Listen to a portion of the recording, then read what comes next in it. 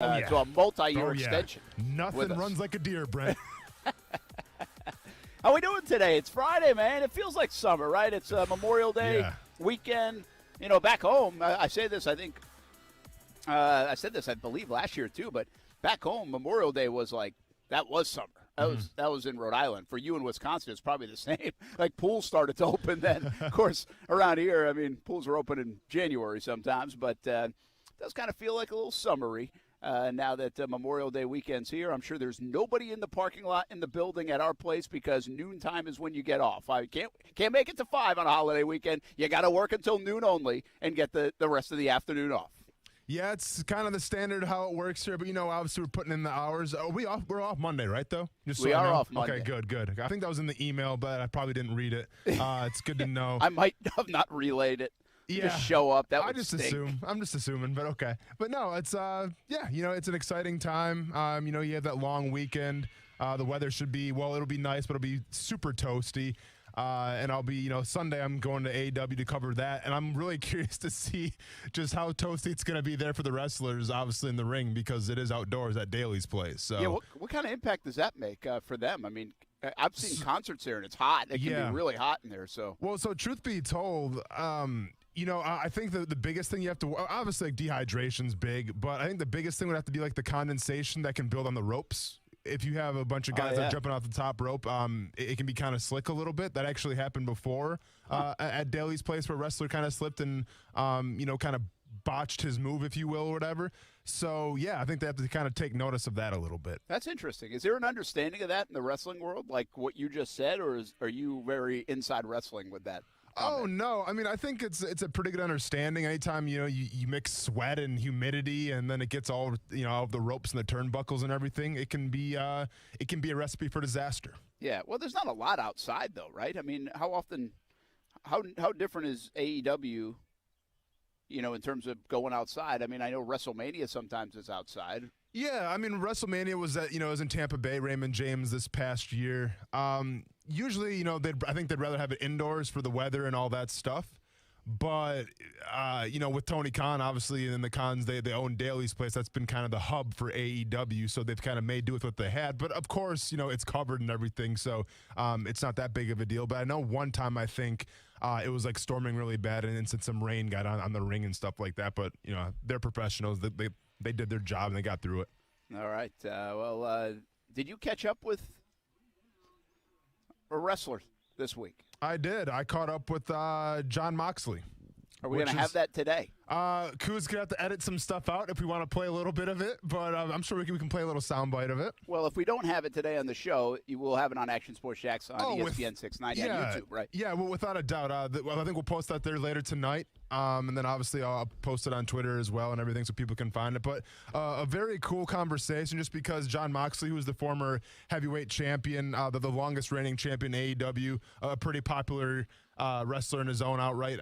You know, before he was in AEW, was in WWE as Dean Ambrose.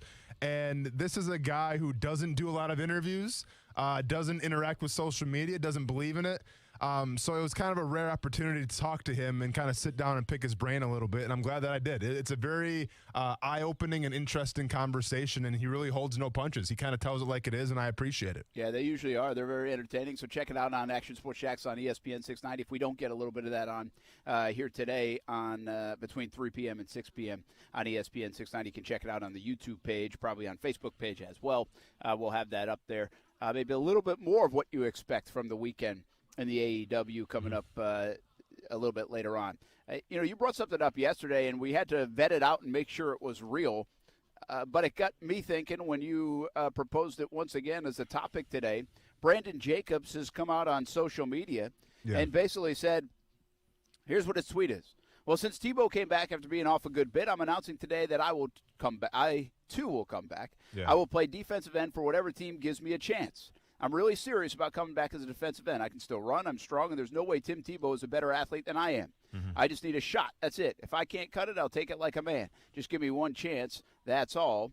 He even tweets at the Giants, I'm ready to hit sack any QB out there. Mm-hmm. And Brandon Jacobs looks pretty good in there. Looks pretty good. So I would say Brandon Jacobs, if you remember him with the New York Giants, he was like a back that people were like, you can't be a running back. You're too. Before people said Derrick Henry, you can't be a running back, they said Brandon Jacobs, you can't be a running back. Yeah. You're too big. He looked more like a linebacker. I don't know if he looked like a defensive end to me, but I covered Brandon Jacobs when I was up there in Albany, New York at camps, and we covered the Giants, and Jacobs ended up having some really good seasons with the Giants, and he was what Derrick Henry is now. He's very tough to bring down. Like, you couldn't just arm tackle him.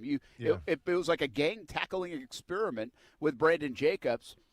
So first of all, he was a good running back. I don't remember if there was the conversation, hey, you should move to linebacker, you should move to defensive end if you want a career in the NFL. I don't remember that around Jacobs as much. I got to believe it was probably with the linebacker situation, because I do remember covering him. There were plenty of doubts about him being able to be a successful running back in the NFL.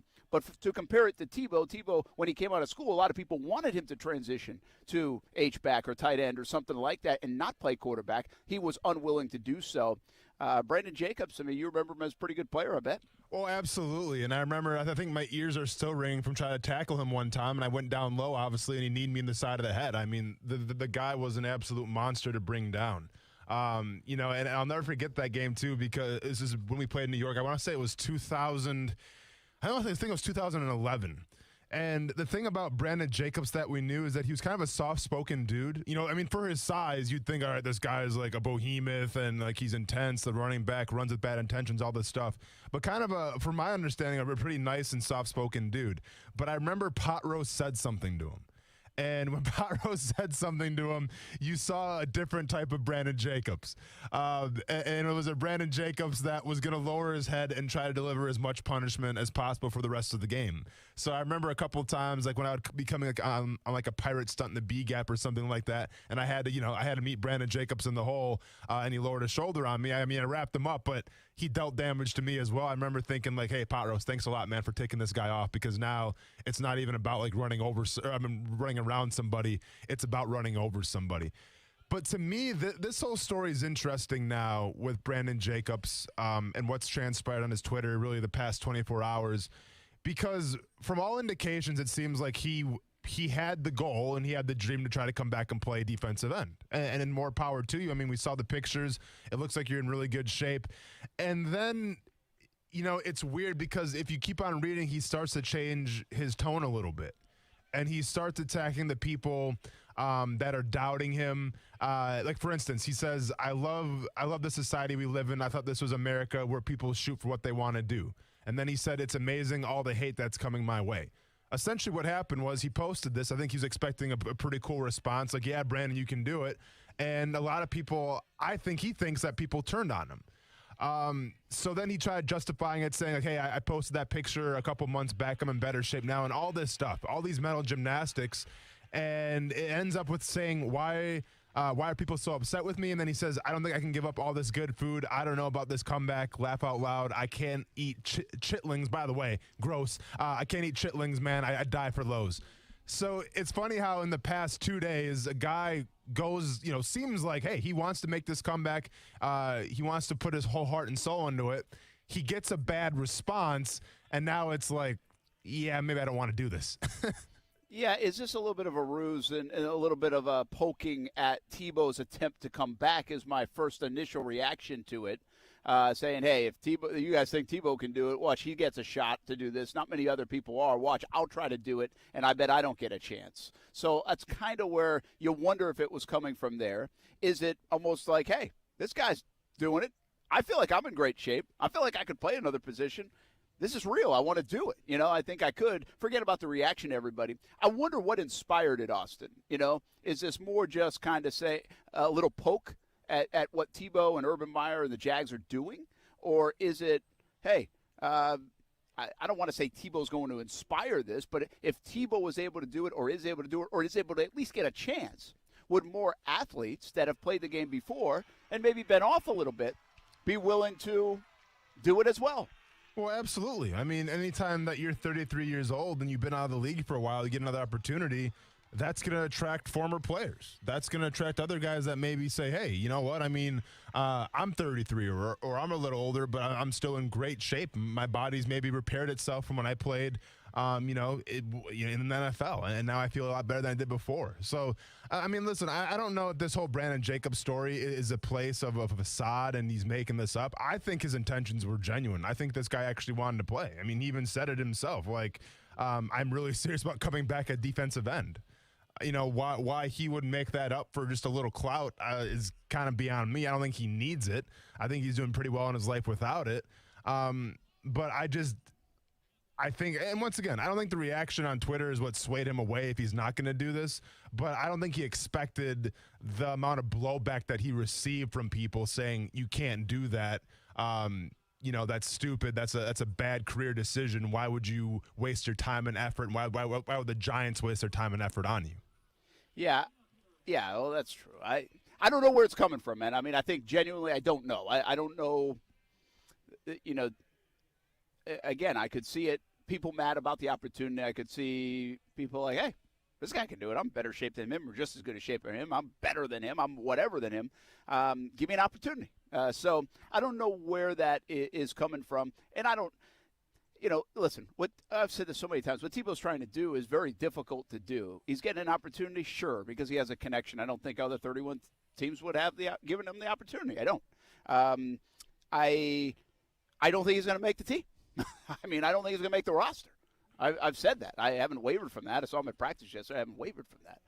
But I also think listen, Chad Ochocinco has seemingly been kidding about returning to playing, or maybe he really wants to return to play for the last, 5 years. You know? He's like, give me a chance to come compete.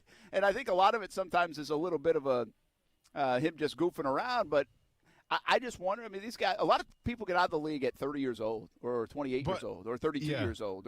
Listen, you're still in very good shape. If you wanted to work just for football right now and say, I'm going to give it another chance. I'm not saying obviously you got to be willing and all that stuff. You're not even looking for this. But you're in the shape that you could be like, hey, my game fits today's game that it did 10 years ago. I'm going to give it another chance. Give me a chance, somebody. I bet I can do it. For sure. Well, and I think with Chad Ochocinco, too, a lot of it could be gimmick, but at the same time, if a team offered him a roster spot, or at least, that 90th spot on the team, I think Chad Ochocinco would do it in a heartbeat.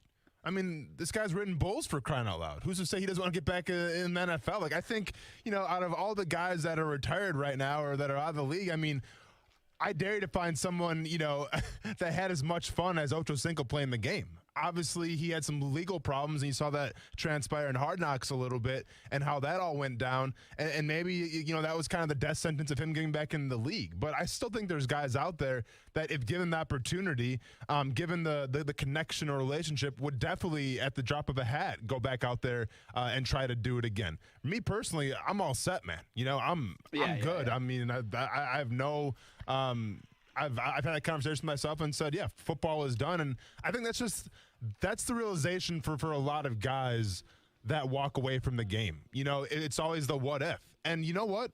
And this is why I'm not against Tim Tebow, and I've spoken on this. I'm not against Tim Tebow trying his hand at tight end. Absolutely not. Now, you know how I feel about him coming on the field as a quarterback and taking Trevor Lawrence out. That's a different story. But I think if anybody could be given the situation, regardless if it's professional sports or their dream job, if they had an opportunity to do it or an opportunity to try to salvage it, they would jump at it in a heartbeat. Yeah, absolutely. So that's why I'm not knocking Brandon Jacobs. I'm not knocking Tim Tebow for wanting to go out there and give it another try, because I would much rather have them do that and maybe get some clarification of, okay, well, maybe, maybe my time in the league is done, or maybe I'm still destined in the league in a new position. I'd rather have him have those conversations with himself as opposed to saying, well, what if? What if? The biggest thing that you don't want to live your life is with regret, especially something that you've been, a game that you played since you were a kid. So I'm absolutely all in support of Brandon Jacobs, Tim Tebow, whatever the case may be, despite what people may have to say about it. Yeah, listen, it's up to you to be able to have the skills and the whatever to make it. If you're given the opportunity, I think you're right. I think a lot of people would come back and try to do a variety of things, not just, hey, you know what? Look at all the musicians that are 50, 60, 70 years old going back and putting on tours. You know why? Absolutely. Because they can. Yeah. And people are willing to pay for it. For sure. And go to it. Yeah. And see it. And kind of recycle the old days, Mm-hmm. So you can't do that in athletics once you hit a certain age. I mean, you really just can't physically. And so you recycle that sometimes at the age of 33 or 34 or 38 in Brandon Jacobs' case. It's pretty fascinating. You said something right there, man. Like, you really have – how many times, like, when you got out of football, how many times between then and now, which would have been, I think, 2014, 15 for sure, have you thought about, you know what, should I think about doing this again? Do I have that itch? Yeah. I mean, again, you're talking about when it's 2015, 2016, 2017, you're 27, 28 years old, 29 years old. I mean, that's still a young guy. You know, that's somebody who can still do it. And I understand you put your attention toward MMA, but was it a question you asked yourself a lot, or was it a question you asked yourself like once and said, nope? No, I mean, seriously, I never asked myself the question at all because I knew in the back of my head, like, no, that's not to say, like, I'm reminded of, this would have been back in 2000. This was 2 years ago, so 2019 it would have been during the season. Yeah, Thursday night. It was Thursday night, and I've shared this story before when it was pregame and heck, Mike Tyson's on the sideline, so I got to talk to him just for a split second. But watching the guys through the warm-ups and everything, and being on that field for Thursday night, like, yeah, I definitely missed the game and I missed like that camaraderie and everything.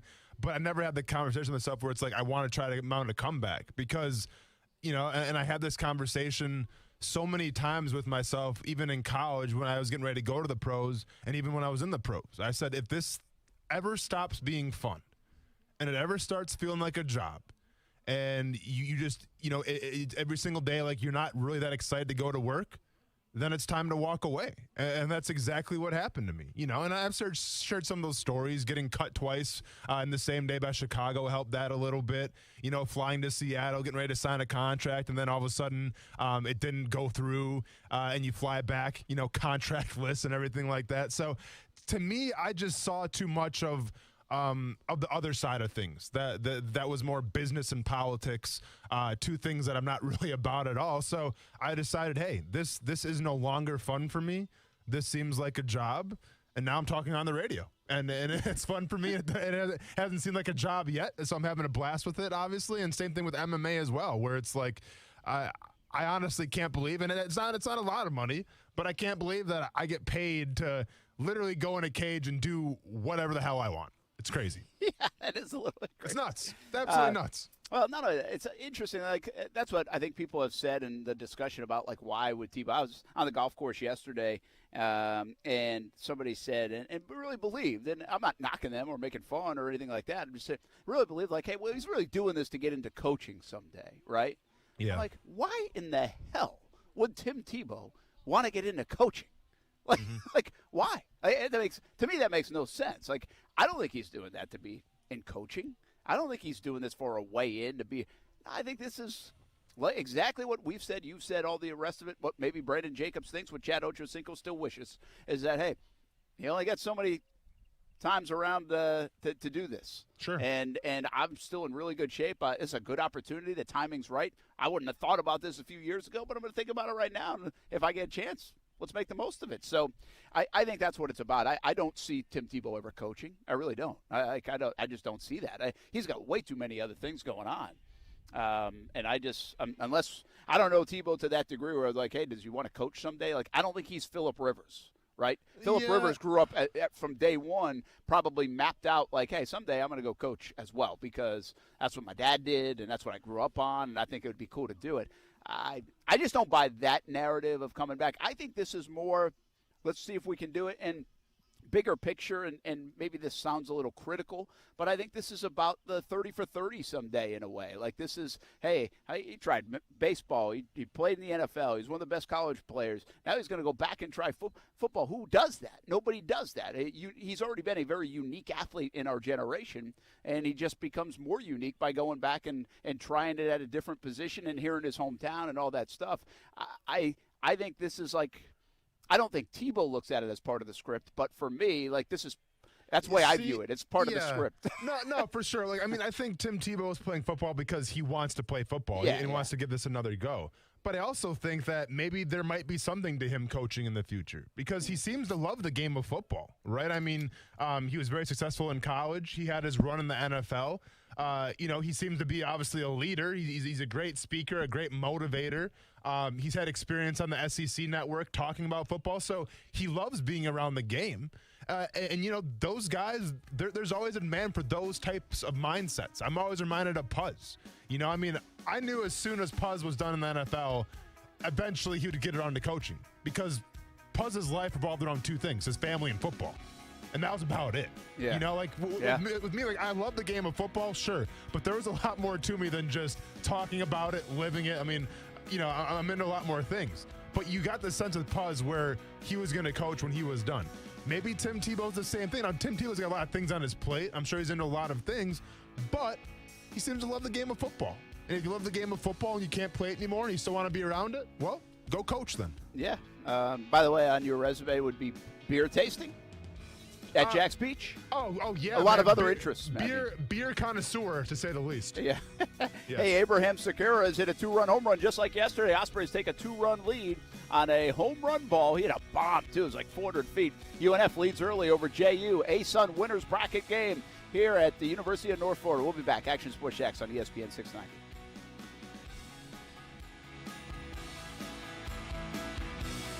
Now, the First Alert Forecast on ESPN 690. Another hot day today. It'll be partly sunny. Your Friday afternoon high in the low to mid 90s, in the mid to upper 80s at the beaches. Join me beginning at 5 p.m. for CBS 47 at Fox 30. Action News Jacks from the First Alert Weather Center. I'm TV meteorologist Mike Burrish. The Weather Center is brought to you by Beards Diamonds, where for a limited time, get 0% financing for 5 years, only at Beards Diamonds. I love that sound. To me, it's a battle cry, because when you have a plumbing emergency, what you don't want is some chuck-in-the-truck plumber treating it as just another day on the job, scheduling you for whenever suits him. Well, let me check on that. Hey, Bobby, when are we getting back from fishing tomorrow? Yeah, about tomorrow afternoon. And then doing turd bucket work whenever he finally shows up, if he shows up. Well, flap that, Jack. If you've got a clogged drain, a burst pipe, or a broken water heater, you want same-day service from someone who will go to war on your problem. That's what Griffith's Service does. We offer same-day service for plumbing emergencies, burst pipes, clogged drains, and water heaters. And we'll not only go to battle against your plumbing emergency, we're also waging war against mediocrity in home services. We won't just fix your problem, we'll fix it right. So for same-day service for your plumbing emergency, call GriffinService.com. 1430-261. We are into that travel, baseball, and softball season now for the kids, and with that, we need a reliable car, and we need folks that are tremendous at customer service just in case we need their help. Well, the place to go is Fields Auto Group. That's what we did. My wife loves leasing her Cadillac XT6 from Fields Cadillac, part of the Fields Auto Group. It's safe. We can trust Fields Auto Group, and hey, it's luxury for less while you're on the road. Fields Cadillac Jacksonville and St. Augustine are part of the Fields Auto Group family. There's also Jaguar, Land Rover, Lexus, Mercedes-Benz, and Porsche. It's luxury for less at all Fields Auto Group locations in Jacksonville. Plus, you'll also be part of their exclusive Fields Amenities program, where you get complimentary loaners, car washes, and cafes. We've tried the loaner program, gone in for routine service, and every experience with Fields Auto Group has been first class. Whatever you're driving, see Fields and step up to luxury for less. Check out their locations around Jacksonville. Just visit fieldsauto.com. The following message is sponsored by the Florida Department of Elder Affairs, the Florida Association of Broadcasters, and this radio station. Sarah is 64 and loves to garden. Recently, her health insurance ran out, leaving her worried about more than just weeds. She called the Elder Helpline and spoke with a volunteer Shine counselor about her options. There, she received free, unbiased counseling on health insurance for those on Medicare. For more information or to volunteer, call 1-800-963-5337 or go to floridashine.org.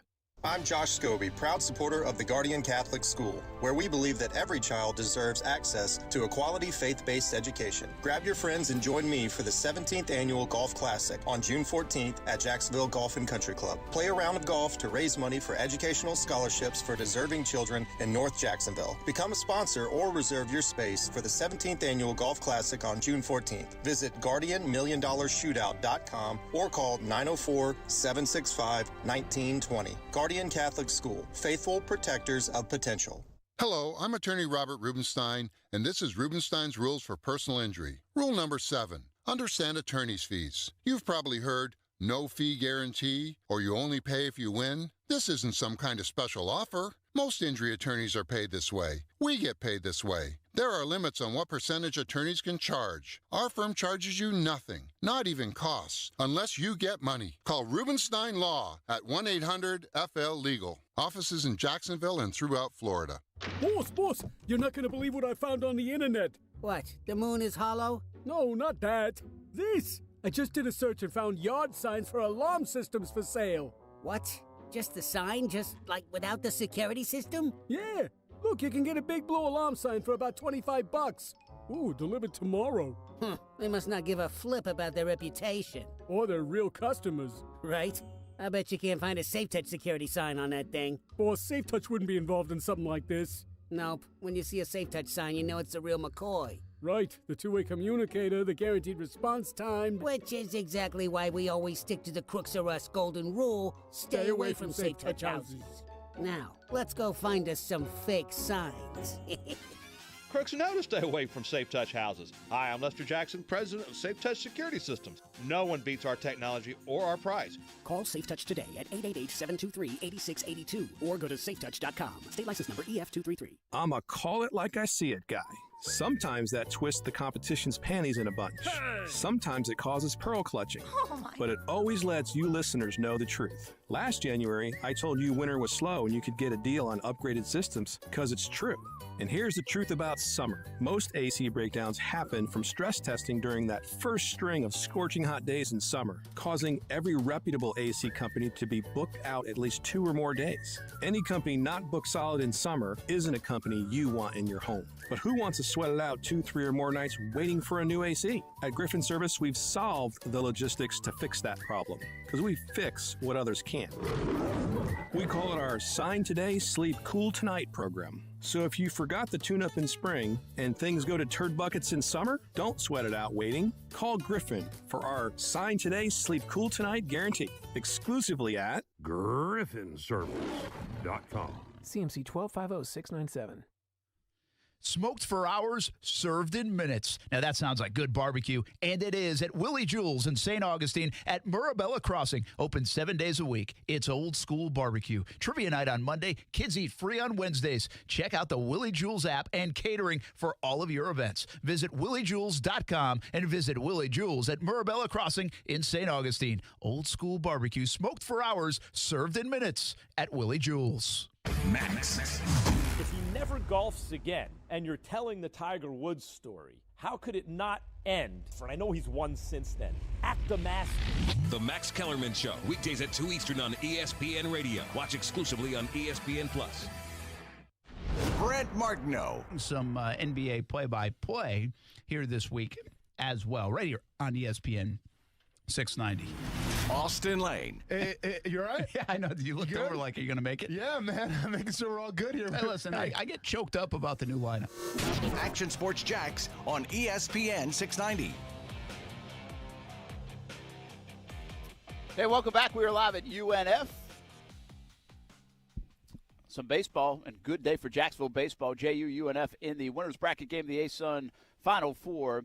And the Ospreys lead it 2-0 and batting at the bottom of the second. Brent Martineau here, Austin Lane back in the Action Sports Shack studios. I just love how much the Tebow topic is in everybody's heads, man. Oh, yeah. They just can't. You just can't help it. He's so far in your head. Like, you don't have to support all that stuff, but it's just amazing the reactions you get. How about this one?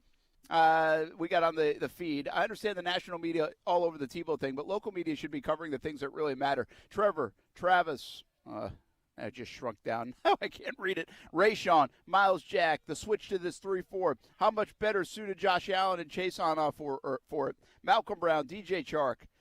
How lethal the offense is going to be with the weapons, with Visca. These things matter much more than the national talk topics. Well, thank you very much.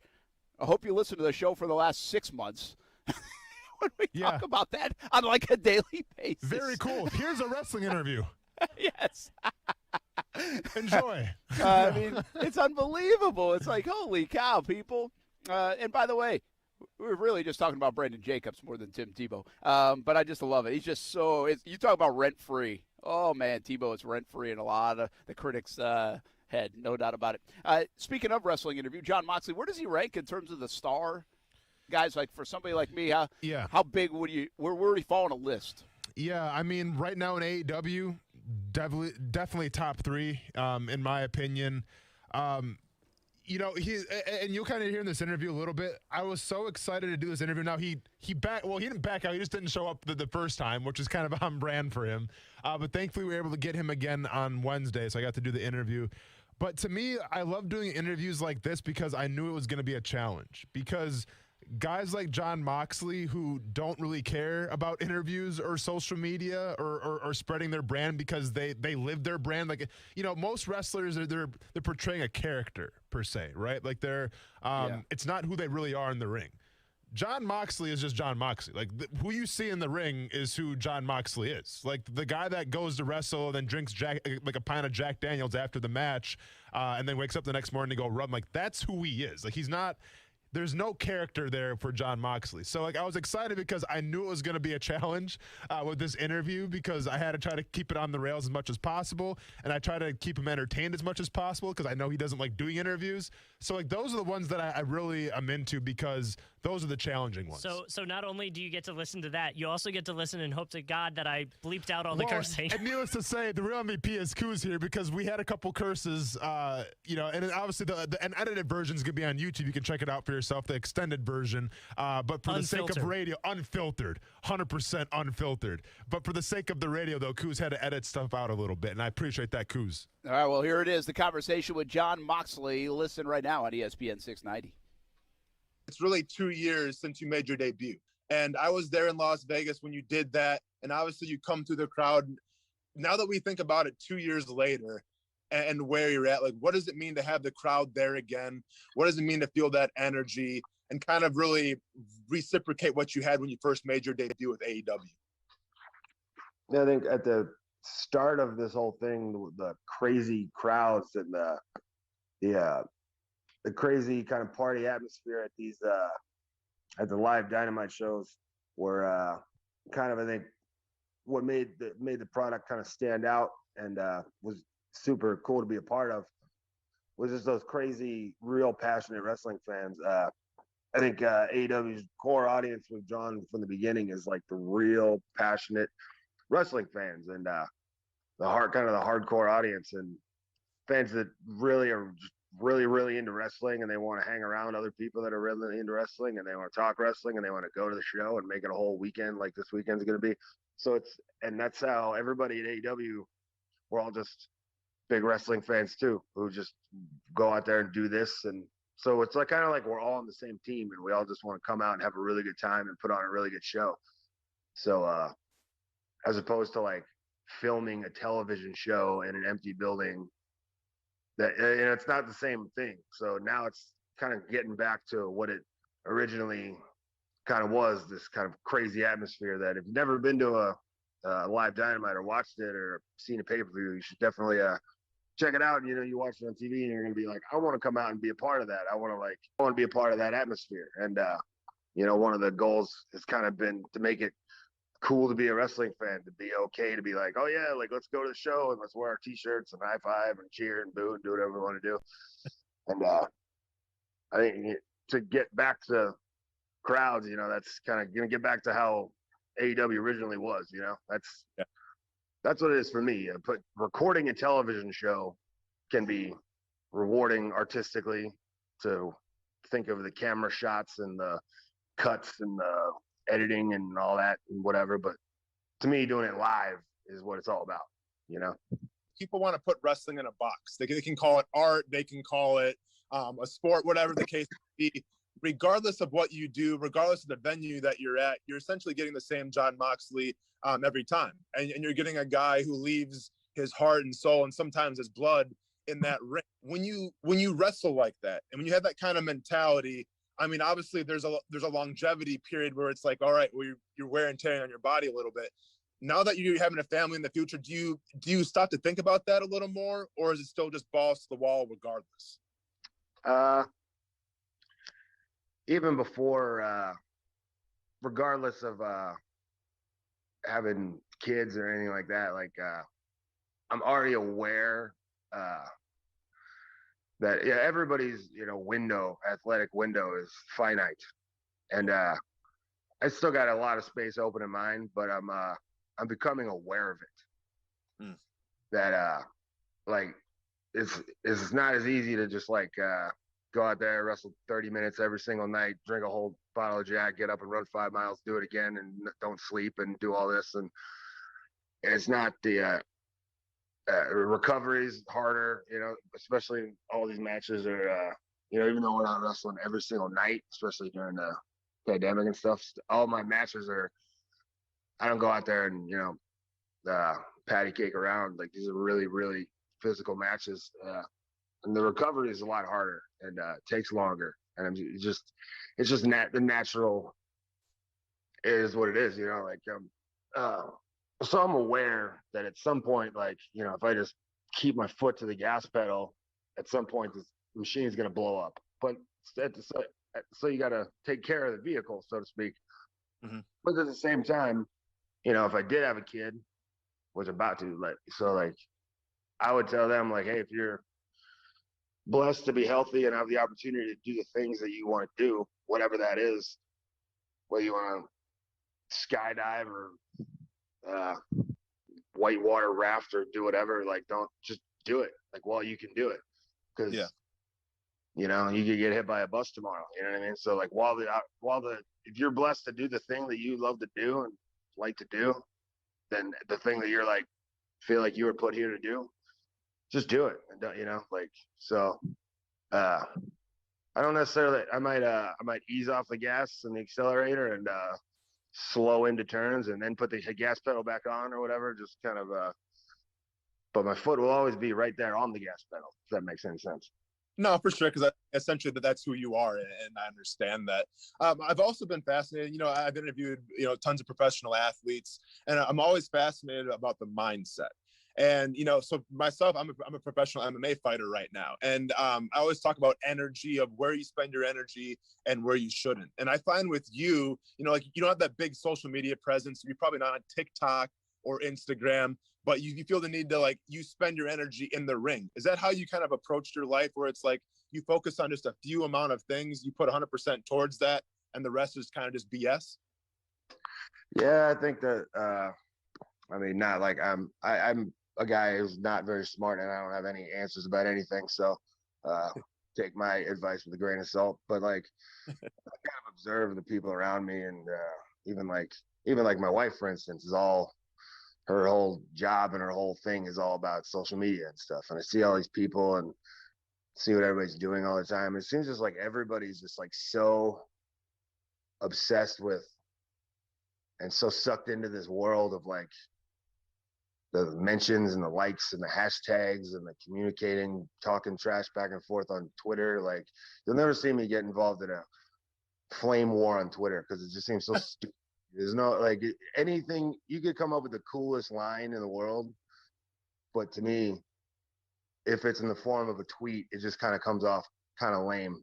Like, Clint Eastwood could have said, "Are you feeling lucky, punk?"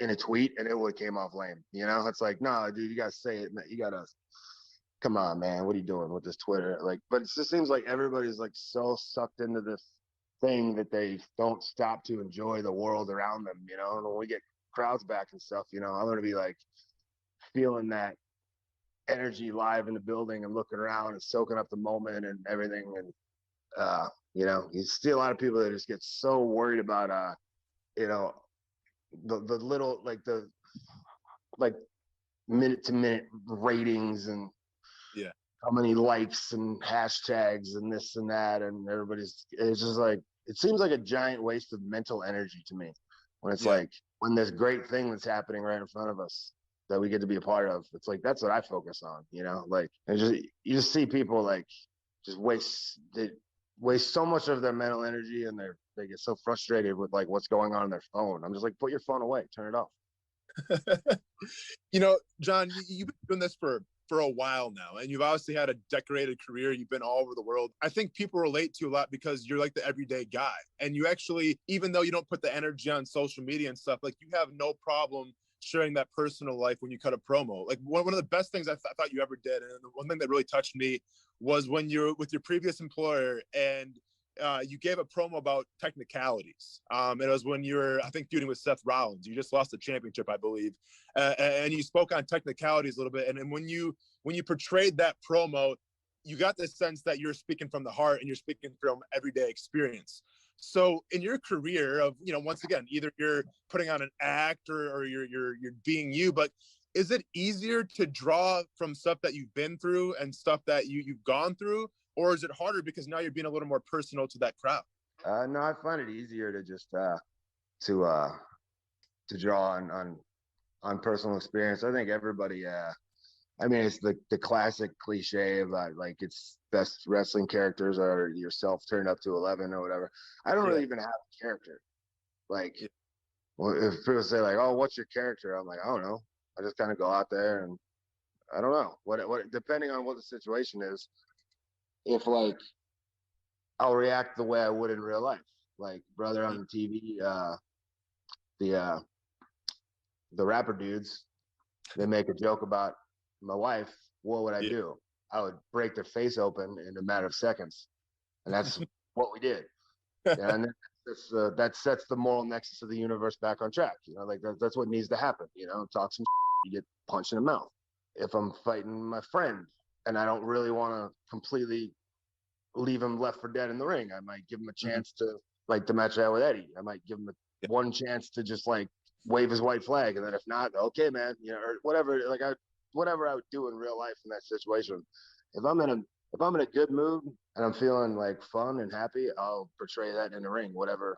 If I'm woke up on the wrong side of the bed that morning, or it's 2 a.m. and we're still filming and I'm pissed off that I'm still here at 2 a.m, I'm gonna walk to the ring and be pissed off that I'm still here at 2 a.m. filming Dynamite or whatever, and I might portray that in the ring. Like I don't really put on much of a mask or anything when I go to the ring. If I'm pumped up and ready to fight, then that's what I'm gonna portray. Because then I don't have to think about anything. I don't have to like. And there are other characters that the person portrays a completely fictional character.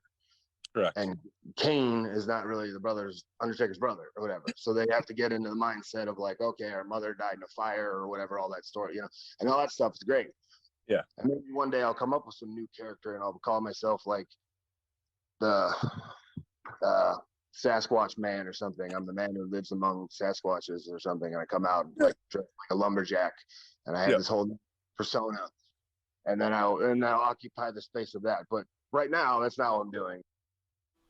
That is Austin Lane with John Moxley. Double or Nothing coming up this weekend. I really like when we go outside the mainstream sports with our interviews and get to know some of these guys. I remember we had Bull Rider on last week and wrestlers on here and there. That was pretty interesting take, that last question especially. I've got some simple question, and wrestling fans will be like, Brent, you're a moron. I get it. But AEW Double or Nothing is what it's called on Sunday night. For sure. What the hell does it mean? No, that's actually a pretty legitimate question. Why is it called Double or Nothing? Because, this is it's one of their staple pay-per-views, and every year it's called Double or Nothing. But the reason why the name started was when AEW first came to fruition, it was off of a pay-per-view that the Young Bucks and Cody Rhodes put on called All In. So, that's where, they kind of got put on the pedestal a little bit of these guys are talented wrestlers. So, All In, and then all of a sudden it's Double or Nothing. So, the very first pay-per-view ever for AEW was Double or Nothing. I just got this text. Moxley interview was dope. Give Austin some props. Really enjoyed it. So, there you go. Well, yeah, and there's a lot more to it. There's another probably a good 10 minutes you can check out on YouTube.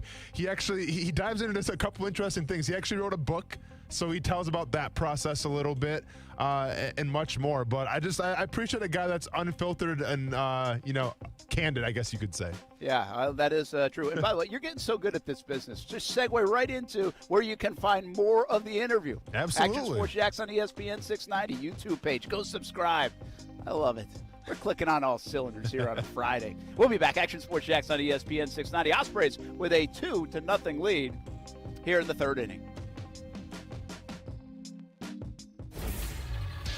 ESPN 690 Sports Center Update. Happy Friday. I'm Jake Mitchell. Jaguars are experiencing even more turnover in the front office as Kareem Kassam is already out as the Jaguars' Senior Vice President of Football Operations and Strategy. was hired on February 19th. He was going to oversee the team's football technology and analytics department, in addition to salary cap administration.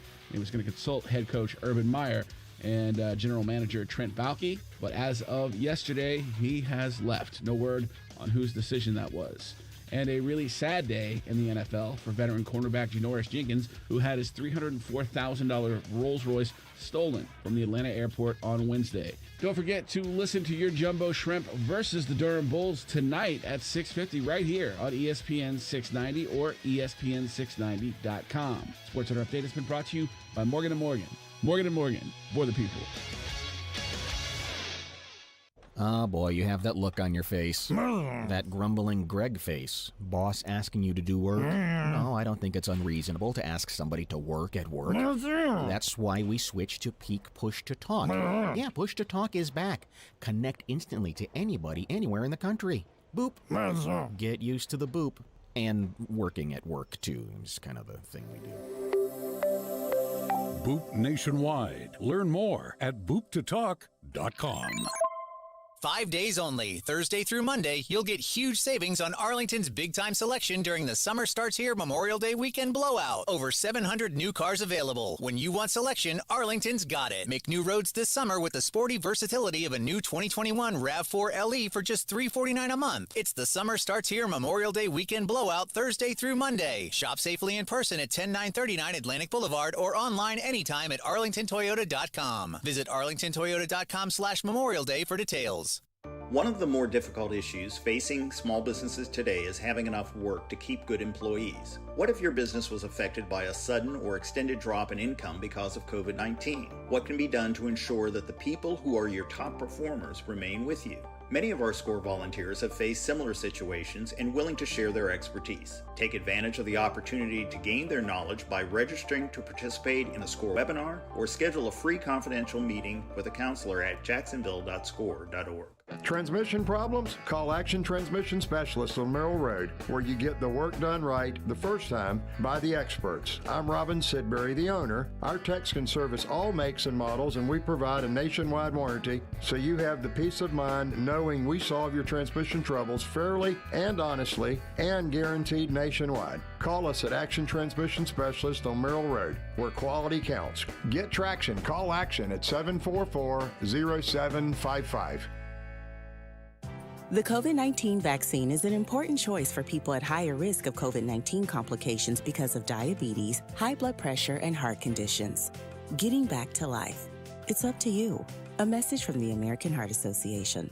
Just be laid back. Community First makes smarter borrowing simple, so you can relax, knowing your loan fits your life and your budget. Apply at justbeyourself.com. Community First Credit Union. Just be yourself. Federally insured by NCUA, Equal Housing Lender. Finding great candidates to hire can be like, well, trying to find a needle in a haystack, but not with ZipRecruiter. Its powerful technology actively finds and invites qualified candidates to apply to your job. So while other companies might deliver a lot of hay, ZipRecruiter finds you the needle in the haystack. See why 4 out of 5 employers who post a job on ZipRecruiter get a quality candidate within the first day. Try ZipRecruiter for free at ZipRecruiter.com/hire. That's ZipRecruiter.com/hire. I think all the quarterbacks are working hard, and again, it's a starting over process for everybody. So some of them have been here, some of them haven't. They've had various levels of opportunity to work in our offense, but really we're starting everybody at the same point like we always do at this time of year. So Mac dove into the playbook and continues to do that, and like everybody out there, we all have a lot of things we got to work on, and that includes everybody, and so that's what he's doing. That's what everybody's doing. That is Bill Belichick. I'm Brent Martineau, Austin Lane back in the studio. I'm here at the University of North Florida baseball game against JU. Got some good local baseball on a beautiful afternoon on a Friday. Why not? Feels like I'm at the beach without the ocean. I'm in the sand over here. Got my shorts and flip-flops on. Had a sausage and peppers and onions sandwich. Peanuts as well. Oh, baby. Just a good day here on a Friday on Action Sports Shacks on ESPN 690. Here's a little sunshine and rainbows brought to you by A1A Solar. Mac Jones looking good. Good for him. Listen, You like to root for the local guys. And Mac Jones, even though he's with the Patriots, we don't like to root for. I hope he gets off to a good start, and I think he is getting off to a good start. I'm so intrigued by his career that's about to come for Mac Jones. How good can this guy be? Is he everything that he was at Alabama? Was that just because they were great? Was that his shining moment, or is this just the start of something? But Mac Jones, man, impressive reviews so far out of New England Patriots camp. For sure. Now, rocking number 50 in OTAs. That's an issue.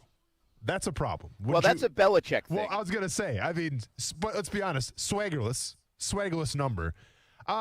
But that's a Belichick thing because for sure. No, he wants him to earn it. You know, he's that old school earn it thing. No, of course. It's not the first guy. It's an awful number. No, so the rookies are usually, they're assigned, if I'm correct here, Belichick assigns them anywhere from the 50 to 60 range, I believe. And they have to, quote unquote, earn their real number. So I completely understand. I mean, he'll get a new number eventually. I'm just saying it's weird when you see maybe the quarterback of the future rocking number 50. That is true.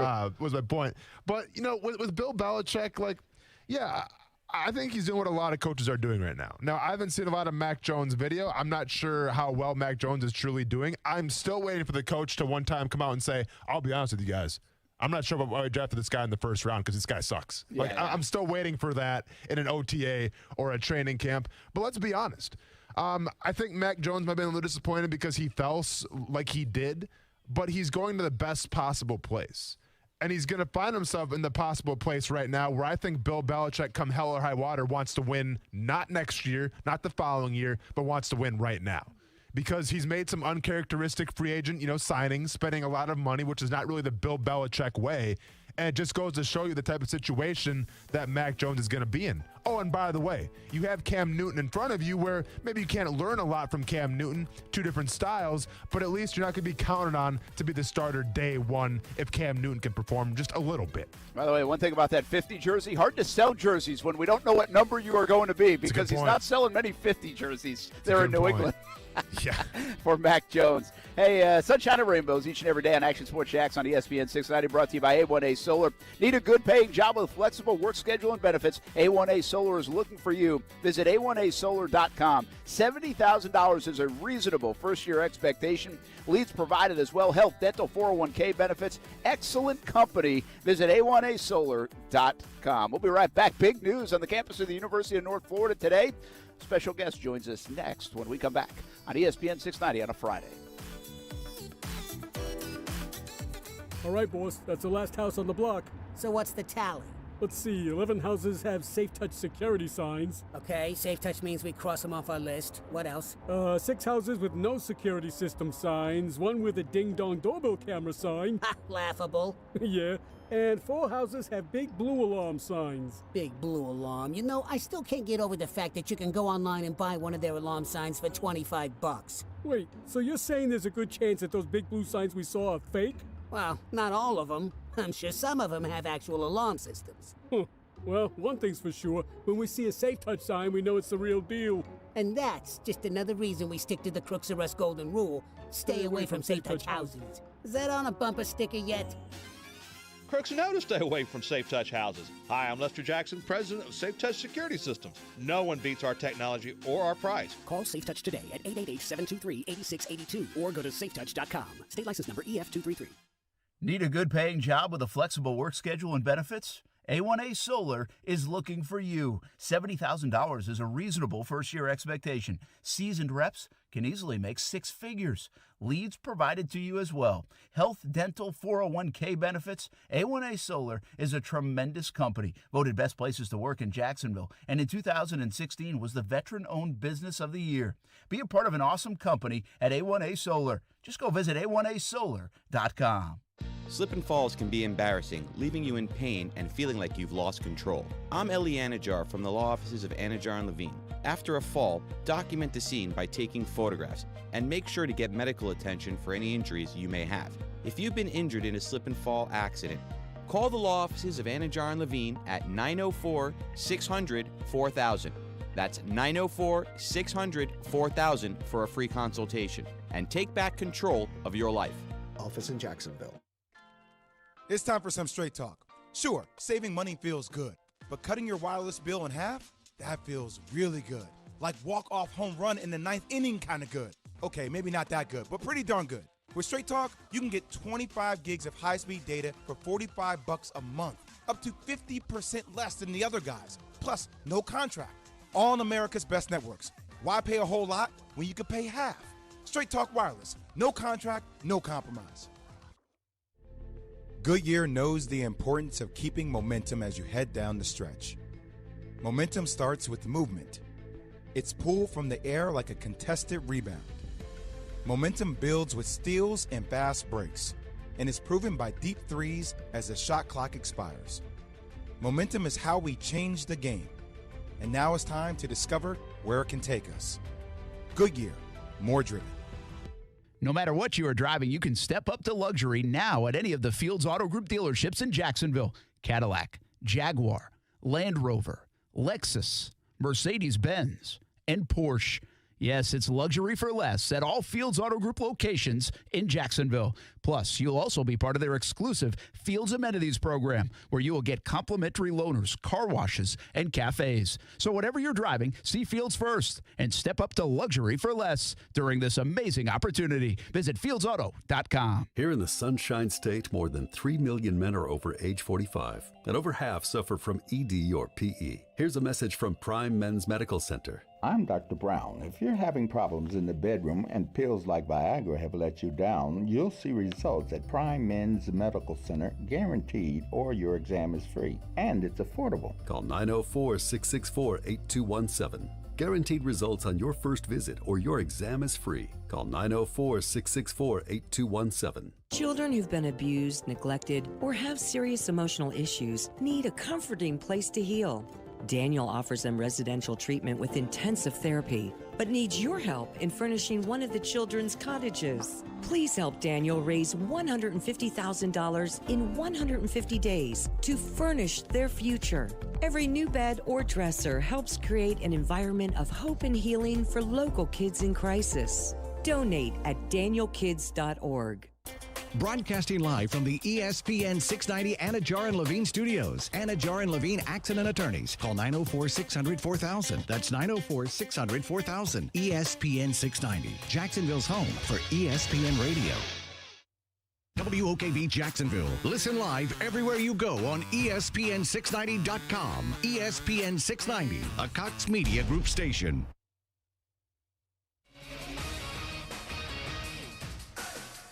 I'm Doug Brown. Bucks guard Dante DiVincenzo will miss the rest of the playoffs with a torn ligament in his left ankle. He had to leave Game 3 against the Heat Thursday night. The Bucks go for a series sweep tomorrow in Miami. The Celtics will have Kemba Walker and Jason Tatum on the floor for Game 3 against the Nets tonight in Boston. But the Nets still hold a 2-0 series lead, and they have the big three. Basketball Hall of Famer Bernard King. You're talking about three dominant players in Harden, Irving, and Durant, and then you take a Harris that's wide open when they drive to the bucket. It's very difficult to defend, and I see them controlling the series. Coverage of Nets and Celtics at 8 Eastern on ESPN Radio and ABC. There's a playoff doubleheader on ESPN starting at 7 Eastern. Game 3 for the Knicks and Hawks, followed by Game 3 for the Clippers and Mavericks. Japan today extended the state of emergency in Tokyo and other areas until June 29th.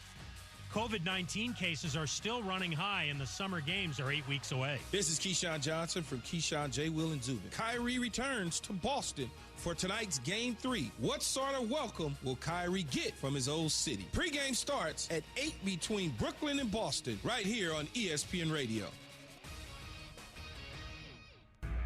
Broadcasting live from the ESPN 690 Anajar and Levine studios. This is Action Sports Jacks on ESPN 690 with Brent Martineau and Austin Lane.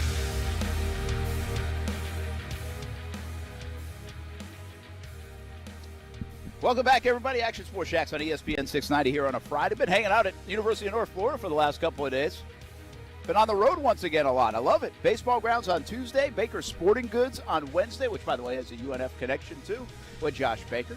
And now the baseball diamond is our backdrop here at Dusty Rhodes Field, Harmon Stadium. How many names do ballparks need? But 121 Financial and Bragan Field and the baseball grounds down there for the Shrimp. You guys have a few names as well. Well, we'll call them every name in the book if we need to. Brent Martineau here, Nick Morrow as well, and a big congratulations, everybody listening here in Jacksonville. Homegrown guy from Nice High School, been here at the University of North Florida for a decade, and just this morning named the Director of Athletics to replace Coach Lee Moon in about another month. Congratulations, man. What a day. Thank you so much, Brent. It's a pretty phenomenal day. I've been kind of cheesy about it and calling it a career dream come true. Yeah, you should. And it's definitely that, and I'm happy to be the next AD. Yeah, that's really awesome. What the heck does that mean now? I don't know. I haven't thought about that. I'm just trying to get through all the simple text questions are messages. the toughest ones. Yeah, I mean, just trying right now to get through all my text messages, emails, Facebook messages, all the ways you can communicate now. So if you're listening, I haven't responded yet, I apologize. I'll get to you at some point. It's just, but the response has been overwhelmingly supportive, and that just solidifies me wanting to do this and really seeing where we can take this program. Yeah, and where is that, man? I mean, I'm sure we could sit here for a 2-hour podcast if you want and tell us what you could do, can do, the plan. But in the immediate, what's kind of like your vision? What do they see your vision as that allowed them to trust you with the athletic department going forward? I think a big part of it is that we've got such a solid foundation right now. Academically, we've been crushing it. We had another outstanding academic year with 3.48 GPA across all of our student athletes. Half of our athletes made the dean's list. We have 8 scholar athletes of the year just this spring alone. Athletically, we're up to 48 conference championships in the past 10, 11 years. We're churning out a lot of good things, but I feel like we haven't even scratched the surface of what we could do. Not every team has made an NCAA tournament, including the team behind me. They've been so close multiple times. We want to get every team to an NCAA tournament, and then we want to start winning those games, win a couple games in there, and see where we can go with it. Women's tennis was the first team besides men's golf to advance an NCAA tournament this year by beating Ole Miss in the opening round of the NCAA tennis tournament. That's what we want to do. We can make some noise regionally and nationally, and we want UNF, so if you're out in the Midwest or the West Coast, they know who UNF is. Yeah. That's the goal. We want to make this brand a national brand. Yeah, and you can do that here with so many of the sports. I mean, we showed it in basketball with the special year, a handful of years ago now. And baseball program, the talent's so good around here, you can do it. And you just mentioned tennis. The golf program is, year after year, one of the top teams in the country. I don't think people fully understand that. I mean, they're like top 20, 25 in the country with the Floridas and Florida States and you name it, Alabama, UCLA. I don't know who else out West is even good at golf, but Arizona, it's that kind of caliber program. So you can take some of these programs right there along the way. Nick Morrow with us, new Director of Athletics here at the University of North Florida. You need a lot of help to do some of those things, obviously. Right. And one of the big challenges in sports is facilities. It's such an arms race, but at the mid-major kind of level, it's even more challenging. You guys just added on to the softball facility. You got one of the best tracks, quite frankly, in the world. You're hosting the NCAA regionals here because of it. Pool going in.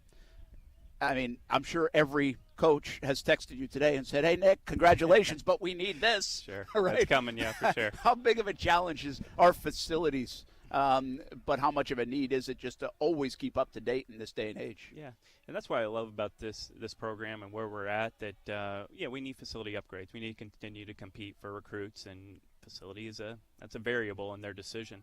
But we've gotten a lot done, even during a pandemic, too. Like that beach volleyball complex opened right before the pandemic. Yeah, it did. Swimming pool is being built now, will be open by the end of the summer. The track was a huge deal. We got the money secured during a pandemic, built it during a pandemic, and now just between April and August, we're going to host at least 7 track meets, and we're going to generate at least 40,000 room nights and $30 million just for the city of Jacksonville. Because they saw a vision in that, we saw a vision in it, we came together and got it done, and it's an incredible facility, and we've had a lot of stadium records broken since their time here already, and we got 2 days left. You guys had already a world-class track. What was the difference between the one that was in, which I feel like was at the time when it was in, like Beijing, China was the only one that had it, and now this track? And how many seriously have a track like yours? So Oregon just put in the same surface over in their big renovation. Yeah, and that's obviously they're the model, yes, right? They are. And we want to be kind of the Oregon of the East Coast. It's kind of hard to compete with Phil Knight's money over there, but we'll do what we can on our side. But we truly have become a destination. Monday night, the American Track League is running an event on there on ESPN. I just got an email. It's on ESPN too. It's on ESPN too. So that literally we got that deal done in the past week or two. Wow. And so right after NCAA's, we're turning around and getting ready for the best athletes in the world in America to run on that track. What makes it so special? It's just a state of the art. It's a bind-in surface. That's the name of the manufacturer. It's just a state of the art, and we made it navy blue, white, and gray. We wanted to brand it in our colors, and it's just, like you said, it's unique. And now, what's unique about our facility too is that we got a practice track and field right next to it. We're gonna resurface that practice track in the same service. Oh, so cool. We're not even done out there, and we're already getting all these events. When we finish what we want to do out there, it's going to be unbelievable. That's very good. You talk about all the different programs, men's and women's, so important. I mean, we look down the road at places like Florida. They've been very good in a lot of different sports. I think that's important to programs, right? You got to have your flagship program, and here it's basketball. But you want to be good in everything, right? I mean, what does that do across the campus when you can be good in women's tennis, men's baseball, basketball as well? Right. Is there a ripple effect? No doubt. That year, and still one of the coolest years of my career and coolest times of my career was when the basketball team made the NCAA tournament. And not just because of that moment being the first one and the way the city of Jacksonville got behind it. Like, if we're successful in basketball and other sports, the city will get behind us, and that's what's going to be really cool about this too. But it was not just the actual them making the tournament, but it was the ripple effect afterwards and how everybody else benefited off of it. That video board out here at baseball and the one over softball was a ripple effect from basketball making that tournament. Wow. You know, and so when you go back to the facility thing, we've got plans for the arena. Immediate plans is to build a new hospitality area for our donors and sponsors. We're hoping to really get that thing going. Probably won't be ready for this basketball season, or at least phase one will, with the plan of it fully being renovated for next basketball season. Locker rooms is a big issue that we need to address. We really haven't renovated or done much for Coach Driscoll and Coach Gibbs since Driscoll got here 12 years ago. You know, and we have plans to blow out this side of the arena, the side we're on, and build a new weight room and training room for the entire athletic tournament that houses all 300 student athletes. That's now our hub. You know, and so and that's not going to be possible without community support and partnerships, and those are the kind of things that we'll explore. Because if we really do want to take this to the next level, it's got to be buy-in from the community and everyone around it. Yeah. It's not going to just be university resources to get this done. And everyone across campus. You know, one more question about the vision kind of thing. You just mentioned basketball. It is still important for basketball to do well, though, right? I mean, here, you don't have a football program. I know you don't want to place one above the other, but I think it's pretty obvious basketball can do what you did with the NCAA tournament, with the exposure, with the almost free advertising, as I call it, if you do make that NCAA tournament. How important does basketball remain here on campus? Yeah. It's our biggest opportunity to drive revenue. I mean, look at it a more national scene. So the NCAA tournament not happening last year basically shut everything down until basketball season started back up. That's a this good year. point. That generated $900 million tournament. It's 90% of the NCAA's budget that funds so many other things. So that's a telltale sign right there. In fact, that tournament didn't happen, kind of shut everything else down until basketball got back up and going again. You know, and so, like you said, we want every team to win, and we're not going to be happy until every team's won a championship. Then we're not going to be happy until every team wins a game in the NCAA tournament, and we're going to provide the resources to be successful, but we got to determine where those resources are going to come from. Community sport and basketball doing well, enrollment going up. There's a few different things that could really help us and generate additional resources. Well, one last thing for you as we continue the chat with Nick Morrow, an East High School grad. He's been here for a decade. Today named Director of Athletics. A really cool day for Nick, one of the good guys around, and really good for the school and community and athletic program, no doubt about it. But Lee Moon has been here for a while, and he's seen a lot of this. He's obviously retiring, so he's on the older end of the spectrum. He's been around sports for so long. I'm sure there are a lot of things that Coach Moon doesn't like about the way sports are right now. I've had plenty of conversations. I won't share too many of them. But you're a younger guy, you know, and you look at your counterpart, Alex Ricker-Gilbert over there at Jacksonville University. You guys are younger. It's a different age, not by athletic director, but by NCAA athletic standards. Right. Are there a lot more challenges now? How different at the root of it really is athletics at the collegiate level, because you get a real chance to be around here for a long time.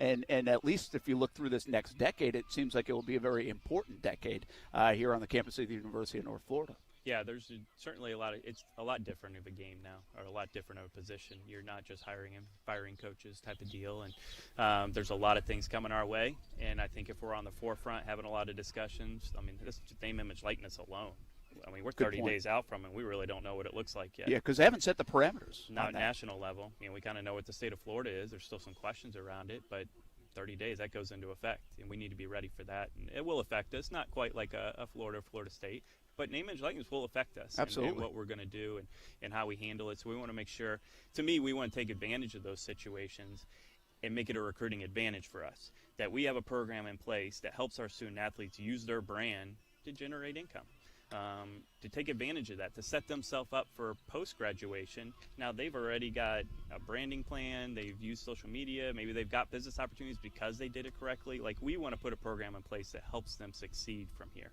And those are the kind of things we got to just look at and being creative. You're right, it's a different world, and Coach Moon is running from it. You know, again, he deserves retirement. He deserves a ton of credit. Like, he doesn't need to deal with this anymore. He did a phenomenal job getting us past this past year because of the COVID and the pandemic, and all the protocols went into place. He did a phenomenal job setting us up so our student athletes could compete. It's time. Yeah, I mean, he's ready, and he deserves it. And he'll hit the golf course, man. Yeah, he'll hit that a lot. You know, but I wish people could really take a snapshot of what this place looked like 12 years ago, and then take that same look now and the amount of programs, how much we've grown and how much we've accomplished in that 12 years. It's a perfect hire 12 years ago, you know, and I hope people 12 years from now think that was the right hire and we were able to make similar progress. Yeah, I think that's well said. I think if we segue into that, I think you're the perfect steward for this place to do that with some good roots here, and good luck, man. Proud of you. Great day for you, and you've been a good friend here at the University of North Florida, so we'll be pulling for you. Yeah, no, I appreciate your support. You've always been great to us, and I look forward to continuing that relationship. All right. Go have a good Memorial Day weekend now. Appreciate and it. maybe get in the NCAA tournament. Hold up a trophy would make it quite nice. That would be pretty good. Right now, the Ospreys up 2-0 in the bottom of the fifth, so their pitching is doing excellent. Big home run in the first. And again, if they win this one, then they have to win one game tomorrow. That's it, to go to the NCAA tournament, be ASUN champs. And as you mentioned, for the first time, this baseball program has a lot of great history, but hasn't at the Division I level gone to the NCAA tournament. Could happen as soon as tomorrow. Hey, that'd be not a bad first day. I know you're not. I don't know if I can take credit for that. You probably can. It might be more of a parting gift for Coach Moon. Yes, that would be a great parting gift for him. Absolutely. All right, man. Appreciate you. Appreciate it. That's Nick Morrow here from the University of North Florida. Big day for him, as named the director of athletics here on the campus of UNF, which is really cool. You done eating yet, or what, Austin Lane? Audio. Oh, Brent, I've been done. I've just been having my feet up here, just relax on a Friday. Casual Fridays. You're just listening to Nick. Absolutely. Hey, he brought up a good point. Gosh, that's 30 days away, man. Likeness, image, all that stuff. Yeah. Hey, NCAA, you going to tell us what we're doing? Yeah, I feel like because it's definitely an important topic, and it's a huge topic for student athletes and universities alike. The fact that nobody seems to be on the same page right now, let's do a little better NCAA. Do you know how much money I would have made at Division II Ashland University if this rule was in effect? I would say, realistically, 25-75, because I'm sure your parents would have bought a couple Brent Martineau jerseys or T-shirts. Bumper stickers. Yeah, so maybe I bumped it up to maybe like the $100 range, maybe the premium package, if you will. Yeah, I mean, what do you think? You think you would have made more off likeness or image, or what you get paid to do this show? Man, keep in mind, Murray State was a basketball school. Now it's a little bit of both. I like my odds probably a little more here. Although my mom was a big proponent of buying Murray State stuff for stocking stuffers for Christmas. So maybe I would have had a good shot at some good change at Murray State. You know what I think about when I think about the likeness and image stuff? And it's probably, I think of it in a very simplistic way, and probably too simplistic.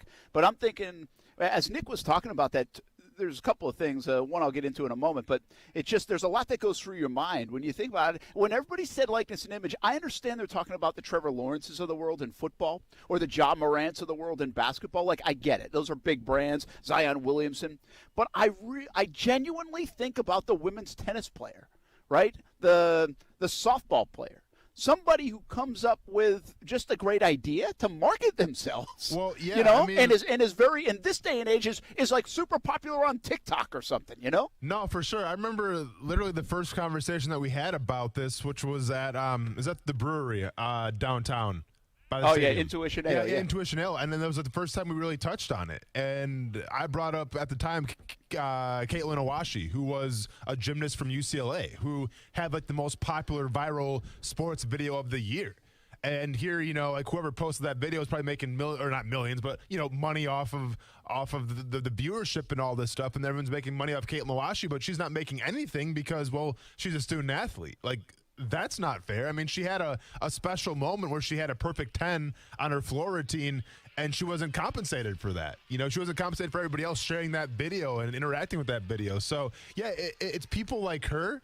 I also think it's people that, maybe they come on tough times, and we always see this in the college football community, but I think it's with all sports where if a student athlete maybe gets a tough go around where maybe they lose someone close to them or they go through a tough time, people seem to rally behind that student athlete. Well, now in terms of names and licensing, they can do that in the best way possible by buying some of the merchandise, some of their gear, and obviously that athlete would see some of that money. So there's a lot of possibilities that can come from this just outside of the star college football player like Trevor Lawrence. I'll give you another example. I love that example you said. I remember that story, and I remember you sharing that. I remember us talking about it.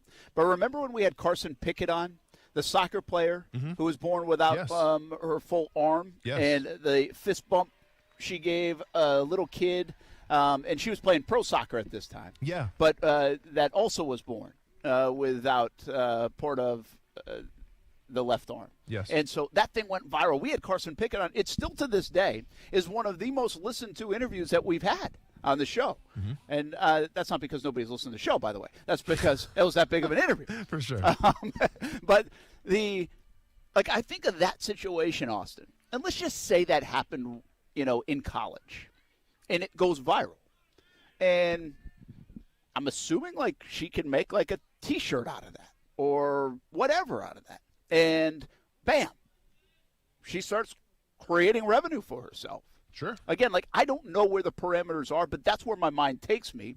And kind of on a lighter note, we already have more T-shirts in this world than anybody knows what to do with. It feels like at times. It's a new T-shirt that pops up probably every 30 seconds. Sure.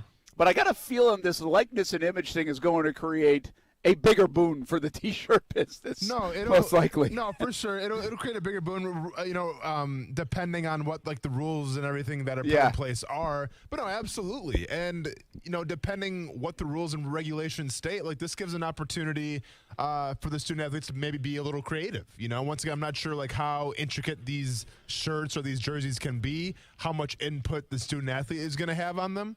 But I'm all for teaching the philosophies of a free market to a college kid. Yeah. All right. Because that's the time to learn about it. It's the time to grow up a little bit, because after college you become you are essentially an adult in college, but it's the real world after you graduate college and you leave. And guess what? Not everyone's going to be a professional athlete. So you got to have something to fall back on. You have to know how the free market works. And this is a great example and a great teaching lesson, I feel like, for student athletes. It's so wild to me. And part of this is what I live in, right? My kids are freshmen in high school or just about to finish the freshman year. And so I better start thinking about some of this stuff a little bit more. Sure. Even though, it's kind of come at you fast, even though I don't really believe in the whole, oh my gosh, this whole thing has gone by fast. I just don't think about 3 years down the road very often, and especially when it comes to the kids. But we were talking today, Steph and I, and she was mentioning that, one of the kids she tutors is taking a test that will get, if they pass the test, they can do dual enrollment, for the next couple of years. So you can take some college-level courses, and if you do enough of those things, well, the way I understand it at least, is you can basically be done with 2 years of college by the time you graduate high school. Yeah. Right? And so that's how, again, people are like, Brent, no kidding. I mean, it's been going on for a while. I get it. I just don't pay much attention to that stuff until we were talking about it today. And so you start to think about how much the landscape has changed. And while sports is still a bridge of a college experience, as UNF just hit another home run, now up 4-0. This is quite the experience for Abraham Sakura, because he just hit his second home run of the night, of the afternoon. Okay. So now 4-0 for the Ospreys. But, think about this, Austin. You could be a kid now that has, say, dual enrollment. You have 2 years. When you go to college, you really only have 2 years of college to do. You could potentially have something happen to you that goes viral, or you market yourself in a way or brand yourself in a way, and you're already creating revenue for yourself because of likeness and image and the such. And you really only have to go to college for 2 years or 3 years, and you're making money. Absolutely. Like, the whole thing has really changed. Like, it had to be 4 years before. Then it became like 3.5 or 3 because the athlete especially would just stay there all year and go in the summer courses. And now it's just the landscape of college, even in the last 10, 20 years, has just changed so much in that respect. And I think this is going to monumentally change it, the likeness and image stuff that's ready to come to fruition in about a month. I'm excited about it because I think there's going to be so much creativity that comes out. I know there's a negative side, but I think the creativity, Austin, is going to be off the charts. No, and it should be. And that's awesome. Well, once again, you're taking advantage of a free market. Each student, I think, should have the right to. Each student athlete should have the right to create whatever they want to create, and be able to sell that. So, I'm excited for student athletes. Obviously, I wish I had that back in the day, but I'm happy for the future and hopefully what it brings for them. All right, we'll be back. Action Sports Shacks on ESPN 690. Congratulations one more time to Nick Moore, really good dude, Director of Athletics here at the University of North Florida. That was named today. What a Friday for Nick and his family, homegrown guy here from Jacksonville. Ospreys lead it 4-0 at the end of 5 here in the winners bracket game against Jacksonville University. We'll be right back on ESPN 690. Now, the first alert forecast on ESPN 690. Partly sunny and hot today. Highs in the low to mid-90s, dropping into the mid to upper 60s tonight. Join me beginning at 5 p.m. for CBS 47 and Fox 30. Action News Jax from the First Alert Weather Center. I'm Chief Meteorologist Mike Burrish. The Weather Center is brought to you by Beard's Diamonds, where for a limited time, get 0% financing for 5 years, only at Beard's Diamonds.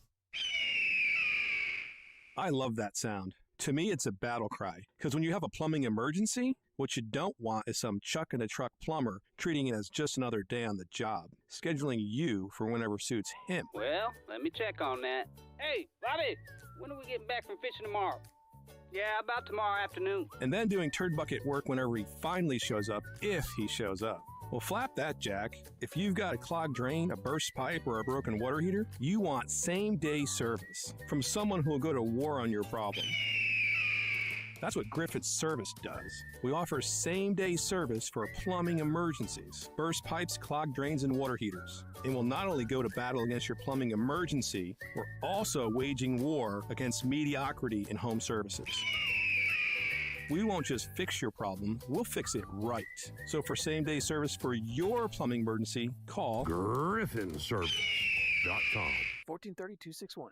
Do you consistently outperform your peers? Do you enjoy setting challenging goals and then exceeding them? And do you want a job where you can determine the size of your paycheck? If so, you could be suited for a career in advertising with Cox Media Group. Because we're searching for self-motivated professionals to join the advertising sales team in our North Florida office. This media consultant position requires an outgoing, confident, and driven person who'll seek out business owners in North Florida and help grow their businesses with innovative marketing solutions. The ideal candidate will have a basic knowledge of both traditional and digital advertising. Cox Media Group Jacksonville offers a team environment based on excellence and customer-focused selling with unlimited earning potential, the best benefits in the industry, ongoing training, and advancement opportunities in markets nationwide. To apply for the media consultant position, email your resume to jaxjobs@cmg.com. That's JAXJOBS@cmg.com. Or call 245-8732, 245-8732. Boss, you're not gonna believe what I found on the internet. What, the moon is hollow? No, not that. This! I just did a search and found yard signs for alarm systems for sale. What? Just the sign? Just like without the security system? Yeah. Look, you can get a big blue alarm sign for about $25. Ooh, delivered tomorrow. They must not give a flip about their reputation. Or their real customers. Right? I bet you can't find a SafeTouch security sign on that thing. Boss, SafeTouch wouldn't be involved in something like this. Nope. When you see a SafeTouch sign, you know it's the real McCoy. Right. The two-way communicator, the guaranteed response time. Which is exactly why we always stick to the Crooks or Us golden rule. Stay away from SafeTouch houses. Now, let's go find us some fake signs. crooks know to stay away from Safe Touch houses. Hi, I'm Lester Jackson, president of Safe Touch Security Systems. No one beats our technology or our price. Call Safe Touch today at 888-723-8682 or go to safetouch.com. State license number EF233. 5 days only, Thursday through Monday, you'll get huge savings on Arlington's big-time selection during the Summer Starts Here Memorial Day weekend blowout. Over 700 new cars available. When you want selection, Arlington's got it. Picture yourself cruising around this summer in a new 2021 Corolla LE for a low $249 a month. It's the Summer Starts Here Memorial Day weekend blowout Thursday through Monday. Shop safely in person at 10939 Atlantic Boulevard or online anytime at arlingtontoyota.com. Visit arlingtontoyota.com/Memorial Day for details.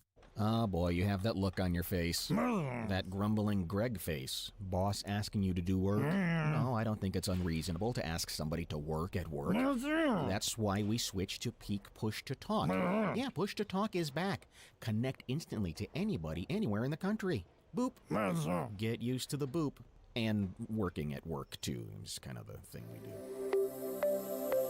Boop nationwide. Learn more at booptotalk.com. I'm Elfrida Boney, founder and CEO of Perfectly Suited Career Consulting. I'm proud to be a Jacks Chamber member and to serve on the advisory board of the Jacksonville Women's Business Center. The JWBC is innovating and adapting, embracing the digital transformation to serve more women in Northeast Florida. For example, we are launching the Network of Trust program that will mentor and vet female business owners, preparing them to take the next step as a company. For more information, visit jackschamberfoundation.org. This is Greeny with Mike Greenberg. When you start to realize that the reason New Orleans Saints hadn't made a Super Bowl in the last few years is Drew Brees. Drew Brees wasn't the same guy late in season. Weekday mornings at 10 Eastern on ESPN Radio and watch exclusively on ESPN Plus. Brent Martineau. Well, listen, if we wanted to just bump WWE by like a half hour or a few minutes, we should have just rolled your highlight tape. Austin Lane. Oh! And there it is. And now Brent's playing ball. All of a sudden, Chapman throwing some high heat at me. Watch out for that suspension, Brent. Real quick, though. Action Sports Jacks on ESPN 690. That's what you do as a coach. I mean, you're here to teach, and there are not a lot of secrets in the NFL anymore. So the better that you can teach, I think, the better you can help enhance the ability of your players. So that's what we all try to do, and I think we all love it. I mean, we love having the guys back on grass. I mean, that's a good thing. It's just hard to teach the fundamentals of the game virtually. I mean, it's great that we have the tool. I'm not saying that, but it's a tough thing to teach the fundamentals that way. That is Andy Reid, Kansas City Chiefs coach, Super Bowl winning coach. All right, what's this deal with A.J. Brown and Julio Jones? Did you see what he put? He put out a video. I think initially, didn't he say something like, I'm not giving up number 11? Yeah, so essentially, he's trying to recruit him, right? And I'm trying to find the exact tweet right now because didn't know we were going to go here right at this moment. But essentially, to paraphrase it, it's like, yeah, Julio, you've always been a role model to me. I appreciate what you've done and all that stuff. But you're not getting number 11, but we love to have you on the team, essentially. Yeah. So is that kind of counterproductive? Well, I guess it just depends, like, how, first of all, it begs the question with tampering, right? Should players be allowed to do this? That's a good call. What are your thoughts about that? Boy, I feel like it happens so much, of course. Kind of anyway. I mean, how many times has Jalen Ramsey kind of said, hey, come on over to Deshaun Watson, or come on over this guy, or come on over this guy? That's who I just don't know if that's avoidable in the social media day and age. And we see it all the time in the NBA, of course. That happens. But I could see why it would be a little bit of an issue, but since those guys don't really have a lot of power, and some are not happy about that, like Aaron Rodgers potentially, but I don't foresee that being an issue. Listen, if you're a wide receiver on another team, or listen, I'll give you an example of it. If you're, I got to have somebody at the top of my head, but if you're like Trevor Lawrence and some free agent that you played with at wide receiver comes available in the next couple of years, and you say, hey, come on to Jacksonville. Like, that shouldn't be a problem. I don't see that being a big problem, and I think that's what A.J. Brown's doing here. I think a lot of that is usually, Austin, stems from the respect they have for the older player, and in this sense, that's the older player in Julio Jones. No, without a doubt. It begs the question, I mean, is there a line when we talk about, recruiting players and things like that? I mean, I think it's great. I think it makes for great commentary. I'm not mad at it whatsoever, but I can kind of see the point a little bit. And maybe, I don't know, maybe I'm thinking too much into it. Well, he's still on another team in that respect. So I guess this one might be a little bit different, that he's not just out there. No, I mean, if he's a free agent, then, yeah, more power to you. But the fact that, you're still technically on the Atlanta Falcons, I'm not sure how people feel about that. I think with the whole Jalen Ramsey, Deshaun Watts thing, even though, people are over Jalen Ramsey now, like when that whole thing went down, people were raising their eyebrows a little bit as well because Jalen Ramsey was too. Yeah, well, that's true, but still, I mean, that was still a conversation that people were having. Yep. So I get that part of it, but there's a secondary part of this, right? I mean, how much of a recruit is it? Is, hey, we'd love to have you, but you can't have my number. Yeah, I mean, so apparently he said he wanted one, but they didn't give it to him. I don't know if somebody else is number one. I'm not sure what's going on in Tennessee. But, yeah, it's not a great selling point, not a great sales pitch and I'm not sure how much the number 11 means to Julio Jones. I mean, I think he's rocked it his entire career in the NFL, so it must mean a little something. Yeah, and the fact that you want to say, well, I tried number 1, didn't work. I'll be keeping 11, but I still want you here. Hey, sometimes you got to make some sacrifices if you want a guy like Julio Jones in your team. Why am I not – like, you've mentioned Kansas City. I said Seattle. Some people said New England. And by the way, I'll say this about New England. That didn't scare me that much. When people say Tennessee, it would catch my attention, A.J. Brown and Julio Jones. I'm still not convinced it scares me, man. I feel Derrick Henry's the one that scares me. And until the Jags figure out a way that they can physically match what Tennessee's trying to do. Like, yeah, he makes them better. Don't get me wrong. I'm not saying like, oh, no, they're going to stink. I'm not saying that. He instantly makes them better. Yeah. But there are some times when a guy joins a team and you're like, dang, how the heck are they going to beat them now? Or they're no doubt they're going to win or whatever it is. I don't see that as much with Julio Jones going to a place like Tennessee. I guess I just don't have – I know they did it. I just have to see it again, their passing offense being as brilliant as it was at times over the last couple of seasons. I just look the style of play. I don't think they're going to give up on what their style is. Yeah, I mean, I see where you're coming from for sure. But Ryan Tannehill, I think, was top 6 last year in terms of yards thrown. So yeah. They're passing the ball as well. Now, the numbers were good. Yeah, the numbers were great, and obviously that was showcased last year by A.J. Brown. So when I see the fact that, okay, you're looking at Julio Jones and you want him to come to your team, well, you arguably have the best running back in the league, pending Alvin Kamara, how you feel about him, but by far, one of the best running backs in the league, hands down. So you got Derrick Henry. You obviously, your offensive line seems to be, if they're healthy, pretty solid. So you like that. You have a guy in Ryan Tannehill who I understand, he doesn't always get the love. He kind of goes underneath the radar a little bit, even when he has a monumental season like he did last year. Say what you want about Ryan Tannehill. But if you mean to tell me that you can bring Julio Jones, who, just 2 years ago, just 3 years ago, led the NFL in receiving yards, and 2 years ago it would have been, I think he was second in yards total. That means something. That's obviously an upgrade from Corey Davis. And when we saw what Corey Davis was, he had good games, he had off games. But if you mean to tell me that you have the speed of A.J. Brown, and now you have the size and just the wide receiver 1 capabilities of Julio Jones, I mean, I understand right now where the Jaguars sit. Like, we're not talking about Super Bowls. We're not probably even talking about divisional titles right now. But if you see Julio Jones go to Tennessee, and he's even a shell of what he's been the past 3 or 4 years, I'll be honest, I'm nervous then. I'm absolutely nervous because now you're talking about one of the best running games in all of football, and now you're talking about a combination of A.J. Brown, the new school guy, with Julio Jones, the dependable guy when he's healthy, obviously. That's a formidable duo. I'm not sure who their tight ends are yet and all that stuff, but, like, on paper, Derrick Henry, Julio Jones, A.J. Brown, that's a rough one to stop. Yeah, and it sets up a guy like Ryan Tannehill very well. I guess I'm a little bit of the camp that I think Arthur Smith leaving them is going to hurt them a bit. I think he knew exactly what to do with that offense. I think they were in such a rhythm. I think the dynamic of that rhythm changes significantly with no Arthur Smith. I understand you still have the players, and I'm a big believer it's a player's game, but I do think they were in such a flow. That word rhythm comes to mind with them of what Tannehill kind of did the second half of 2 years ago and even last year for a good chunk of it, where I think at one time they were the highest scoring team in the NFL for a little bit of the season.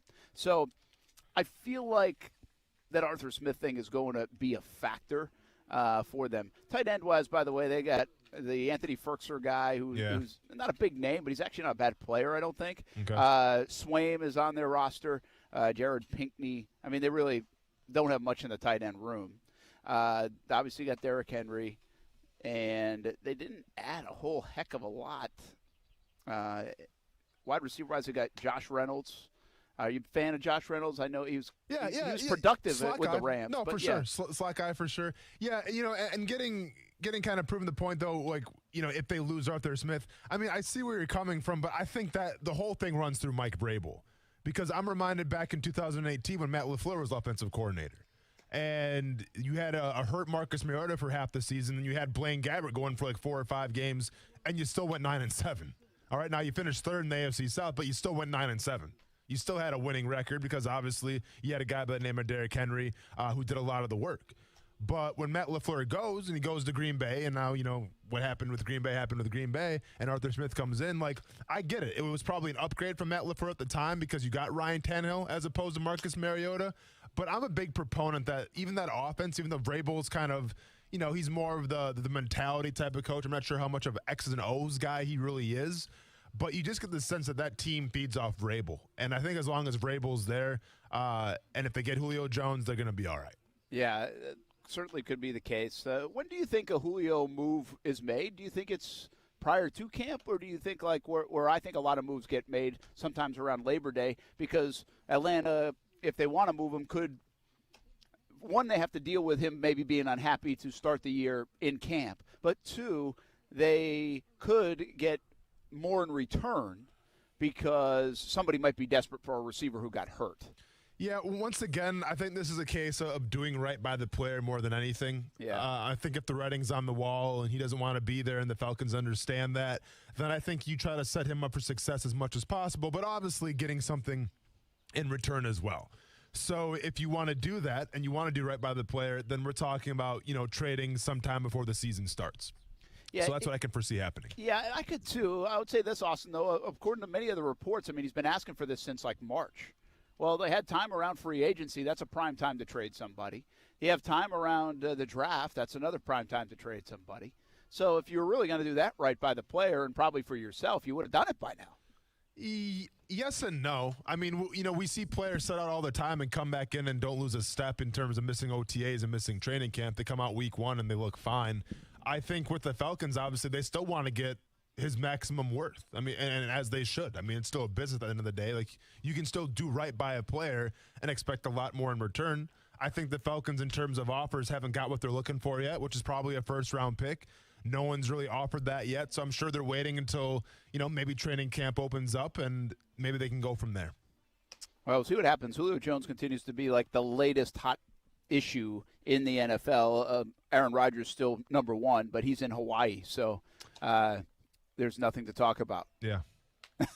No, for sure. Other than his diet. Hey, he's living his best life right now, and I love it, man. Good for him. Speaking of diets, did you get my text today about the coffee, the Phil Mickelson coffee? I did. Super aggressive what he does. Yeah. I did not realize this, and this is going to sound like a shameless plug for Phil, but he's got, like, he actually has a brand of coffee. I didn't realize that. How did I miss that? Like, I saw the shades. I see the gum. I didn't know the coffee was that big of a thing until I started reading up a little bit on this this fast that he was doing. And so I looked it up a little bit more, and I got the ingredients. And then I went and clicked on something that was his website where basically you can get like this. It's like a Keurig cup of coffee, but then there's like all these ingredients that you put into it. Yeah. And so check out the ingredients, all right? 12 to 16 ounce coffee, Yep. Ethiopian beans, because they are stronger. This everything that he puts in, he actually has like a quote of why. Yeah. 2 to 3 tablespoons of MCT or XCT oil. Have no idea what that is. MCT oil, it's like mono something glyceride, something else. It's just a type of oil. So it's like for healthy fats. Helps promote fat burning. Yep. So I put it in my smoothie every single morning, actually. Oh, you do? Tablespoonful of MCT oil. Yep. All right. Large scoop, flavorless collagen protein powder. Repairs muscles, ligaments, and tendons. Collagen's very in. It'd be kind of like a bone broth type of thing. I've had it before, but I don't use it regularly, but I know about it. Dash of Himalayan pink sea salt. Keeps water in your cells. This part is important. Yep. Oh, Keeps you from being dehydrated, right? Absolutely. I keep a big thing of Himalayan pink salt in the other studio, actually, which I do every single morning. Really? Yep. But what do you do? Just take it? I do more than a dash. I do like a tablespoon. In water? Yeah, you just mix it with your water, so it's the first thing that you drink in the morning. Huh. Helps hydrate you. All right. Small glass of almond milk. He says whatever one's his favorite. I couldn't even pronounce it. 200 milligrams L-theanine. Am I saying that right? Theanine, yep. Will create a mental calm without caffeine jitters. Sure. I don't get caffeine jitters, so I don't need that. I assume theanine would be a branched chain amino acid. I'm on beta-alanine and taurine, but I assume theanine is kind of in the same family. My gosh. 1 tablespoon of Manuka honey. Stops allergies. I could use that. Are you listening? Yes. You reading this? Yes. You taking notes? So he's a believer in the honey. I thought the honey was a myth. I'm just saying, forget taking it with a tablespoon. Just get a direct IV to the bloodstream Yes. ASAP, Brent, because you need this thing. 1 teaspoon of cinnamon, strong anti-inflammatory. You better believe it. You do cinnamon? I do a tablespoon of cinnamon and a tablespoon of turmeric. Hey, Phil Mickelson, step your game up a little bit. Turmeric's a very strong spice, but it also helps with anti-inflammatory properties. So he puts all this in his coffee. Yeah. It's a little too aggressive. It's crazy. I was thinking I can do the 36-day fast. I'm into it. I might do it. I think I can do that. I have no problem doing it. I already fast until like 1 o'clock anyway, just kind of by nature. I don't like breakfast. I think I've shared this. So then I just got to make it through until like midnight. And then I'm back at it the next day. So if I really just got to not eat from like 1 to midnight. Yeah. Because then I'm going to bed and not eating again until like 1 the next day. That's fine. Or noon the next day. That'd be 36 hours. Yeah, I'm going to be honest, though. Reading all these ingredients, I'm not sure if you want to chew on your coffee. Because I feel like that's what's going to happen if you add all this stuff to your coffee. You're going to be chewing on it. Gross. I can't believe how many of these things you already do. Like, do you have to, when you go to the doctors, you know, they say, are you allergic to this or this or this? Yeah. Like, you actually understand what all that means. Pretty much, man. I mean, Brent, you got to take care of yourself, man. You got to do the research. Yeah, I guess. I don't know. Just make me a shake and tell me it's good for me. I'll believe you. Brent's the type of guy who's going to do so much research on like the new driver, like the new pitching wedge, but refuses to do any kind of research at all for his own body. That is kind of true. Step your game up, man. Let's go. That is kind of true, although I'm not a club guy, but I get the parallel. Like, that's pretty good. You get where I'm coming from. Okay, sorry. iPhones then, or cameras or whatever. AirPods. Oh, yeah, there you go. We'll be back. Action Sports Jacks on ESPN 690. Ospreys lead it, going to the 7th, 4-0 over the JU Dolphins in the ASUN Final Four.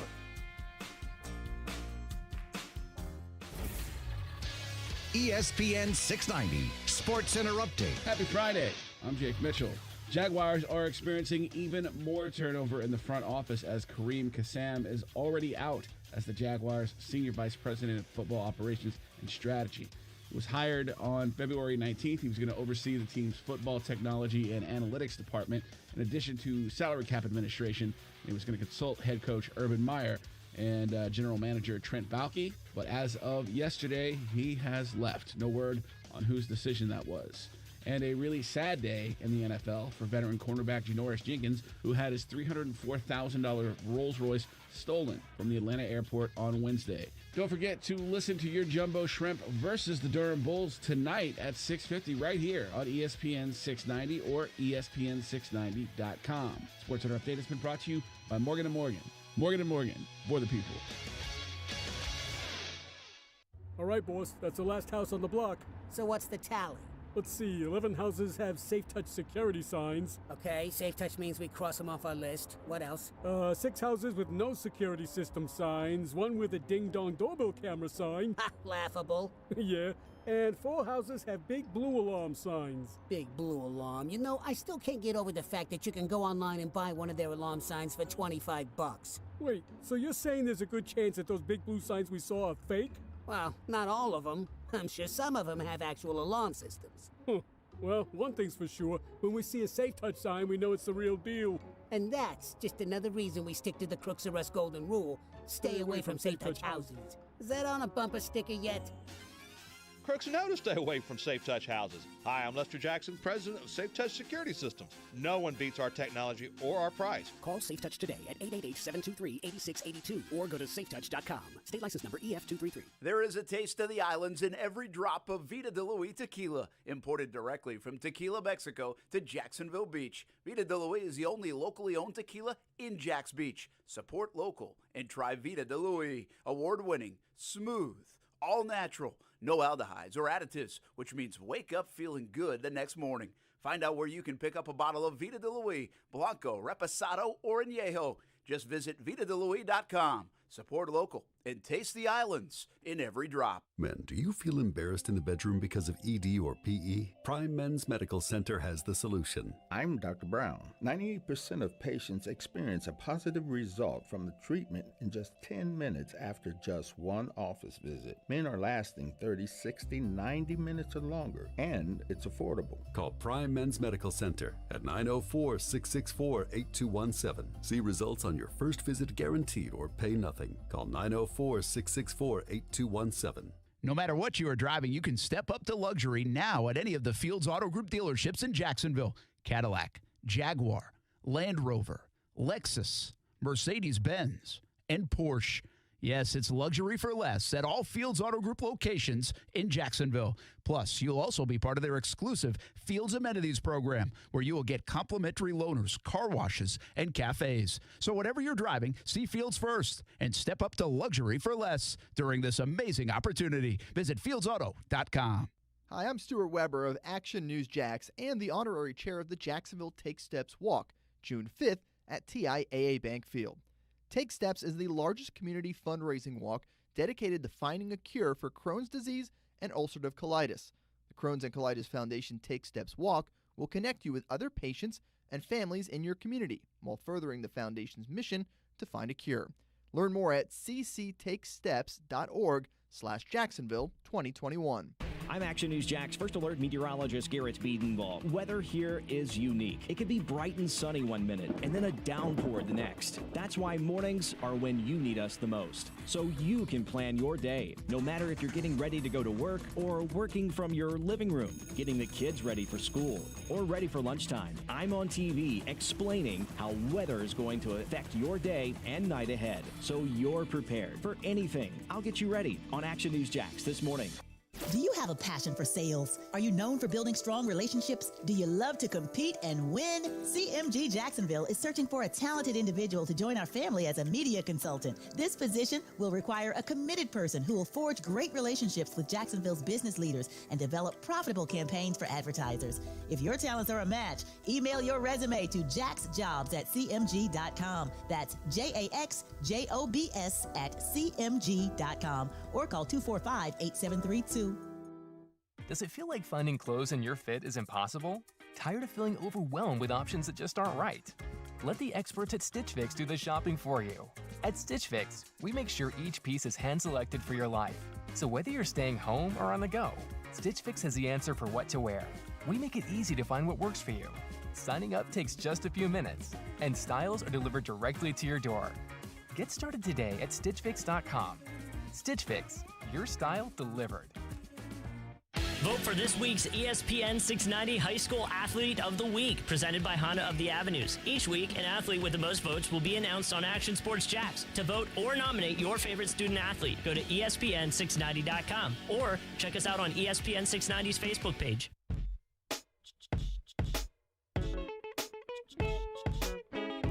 Yeah, it's not a ton different as far as just the size and the feel. There's not a lot of traffic in New Jersey. It's a calm place.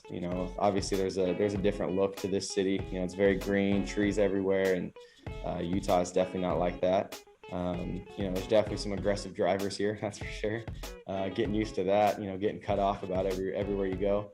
But really it's, I feel like I'm at home. I don't feel homesick. I don't feel like I'm, missing anything, or, I'm having a blast. And I think, the coaches and the players just make it easy to fit in and get going with everything. I'm assuming that's Zach Wilson. Yep. A little different. Utah to New York City, isn't it? Well, we got a new ball game here, by the way. The A-Sun baseball final. I shouldn't say new, but we got a more interesting one. It was 4-0 a moment ago. Duncan Hunter just hit a 3-run shot. The ball really flies out of here. I might even be able to get one out of here. Maybe not. But 4-3 now in the seventh, and now a couple runners on. Nope, they're going to get the third out, it looks like. So it will go to the bottom of the seventh. The Ospreys and the JU Dolphins. What a really cool local matchup. Good for Jacksonville baseball, which already is so good, and now playing in the A-Sun baseball Final Four. Winner goes to the championship game tomorrow. Loser will have to fight their way to the championship game tomorrow. There'll be another game tonight for Liberty against whoever loses this game. JU Dolphins down to 6 more outs. Ospreys coming to the plate in the bottom of the seventh. Good stuff, 4-3. UNF in the lead. Brent Martineau, Austin Lane. Hey, LeBron James and company took care of business. They kind of looked like LeBron James, Anthony Davis, and the Lakers last night, didn't they? Yes, they did. It's a little more that we're accustomed to seeing. And, LeBron looked good. Anthony Davis looked great. I say that, it sounds weird. It's like, yeah, whatever, Brown. I mean, of course, they're going to look like the Lakers. No, they really haven't. Kuz, you know this. Drive and Dish podcast, new episode drops tomorrow, I assume. But, I mean, the Lakers haven't looked like themselves in months, in part because Anthony Davis, LeBron James have been hurt. But, I mean, last night was probably the first indication of like, okay, here we go. This is what we're built for, right? This is the team that won the championship a year ago. Well, to that, I mean, the guys, like you said, have been injured.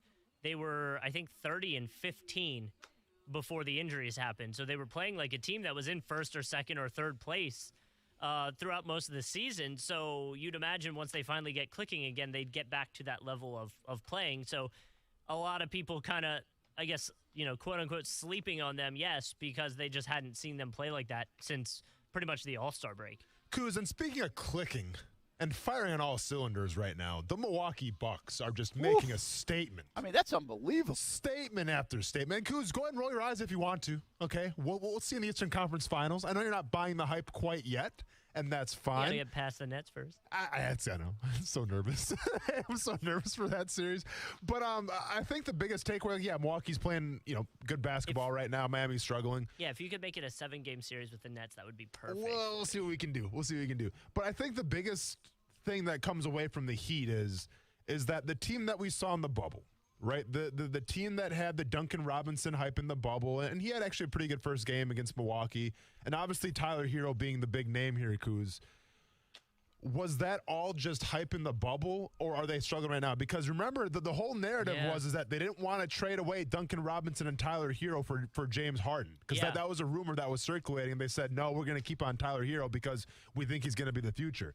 Tyler Hero is struggling, and he's a Wisconsin guy, but he's struggling. Yeah, you try to figure out what's going on with the Heat because it was like, why change up too much? Just run it back. You guys made it to the conference finals last time. Just run it back again. And so it just seems like I don't even know what it is. Maybe it was just a bubble thing that because the team chemistry was there a little bit more than everybody else. Yeah. Like the Sixers getting eliminated in the first round to me was because the team chemistry-wise wasn't built for like the bubble atmosphere, But to me, like, here's the problem though a little bit, and I get what you're saying, Kuz, because last year the Heat, they go to the finals and they had a fantastic team. Really, Jimmy Butler putting the team on his back. Bam did a great job. You had Duncan Robinson have a big year. Like, I get all that stuff. But if you look at the East and what's transpired, you see, okay, well, Milwaukee upgraded. They got Holiday. Yeah. The Nets obviously upgraded. I think that the 76ers, they upgraded. Well, they all got better. Yeah. But the Miami Heat, they stayed the same. So is this kind of a cautionary tale that we're seeing now where it's like, even if you have success the previous year, regardless of the bubble or not, if you don't upgrade and are always trying to chase and get better, you'll get left in the dust and left behind. Well, yes, but to that, sometimes staying the same is getting better, Like instead of making it a rash or a quick adjustment, you don't have to do that sometimes. And I think that's what they felt down in Miami, and maybe that's obviously the wrong decision right now. Yeah, could you make the case it was a little bit of a fluky run anyway last year? Potentially. I mean, very few people expected it to go that far. We'll see. Hey, NBA has a lot of good storylines going on right now, but they also have a negative storyline, and that is, we talked about it yesterday. My goodness, this fan stuff is out of control. I mean, it's like 3 different instances, and maybe 4. So it's not a good look right now for the NBA in that regard, while ratings continue to climb and the playoffs are off to a heck of a start. Hey, just want to remind you, CGC Waters at the Home and Patio Show starts today all the way through Monday. Prime Osborne Center, if you're going, make sure you say hello to our friends at CGC Water. Football at 5, coming up right after this. Action Sports Jacks on ESPN 690. CGC Water has been telling you, if you're not filtering your water, you are the filter. Still not a believer? Well, you can believe me. My family has been a happy CGC Water customer for 4 years now. Customer service is tremendous. We got our water tested. We were told about our options in financing in detail. No pressure, just information. Installation was quick, and the CGC team was there every step of the way. And we absolutely love it because it works. Heck, I even think my coffee tastes better because of it. And I love my coffee. A Kinetico system from CGC Water removes up to 99% of contaminants. That's clean. Schedule your free water test today and ask how you can save up to $500. CGC is still taking extra precautions with in-home visits and continuing to follow CDC guidelines. Financing available with approved credit. Call 904-552-1242 for details or visit cgcwater.com. Serving Northeast Florida and Southeast Georgia. CGC Water Treatment, your local independent Kinetico dealer. Goodyear knows the importance of keeping momentum as you head down the stretch. Momentum starts with movement. It's pulled from the air like a contested rebound. Momentum builds with steals and fast breaks, and is proven by deep threes as the shot clock expires. Momentum is how we change the game, and now it's time to discover where it can take us. Goodyear, more driven. It's time for some straight talk. Sure, saving money feels good, but cutting your wireless bill in half? That feels really good. Like walk-off home run in the 9th inning kind of good. Okay, maybe not that good, but pretty darn good. With Straight Talk, you can get 25 gigs of high-speed data for $45 a month, up to 50% less than the other guys. Plus, no contract. All on America's best networks. Why pay a whole lot when you could pay half? Straight Talk Wireless. No contract, no compromise. Where else can you get luncheon, brunchin', boozin' specials? Only one place, at Culhane's Irish Pub at Atlantic Beach and on the south side. It's as Irish as you can get, owned by 4 Irish sisters.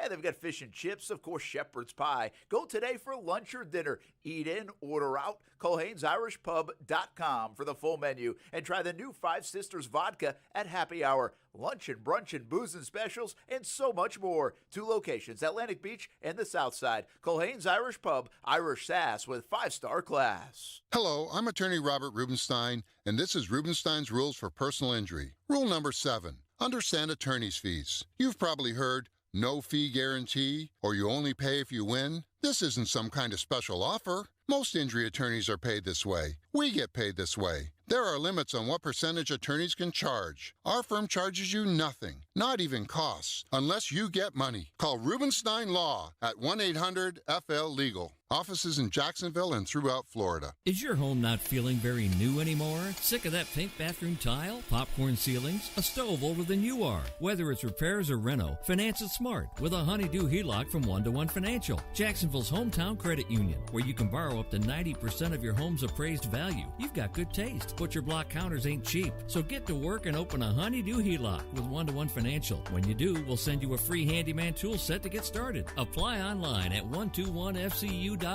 Federally insured by NCUA.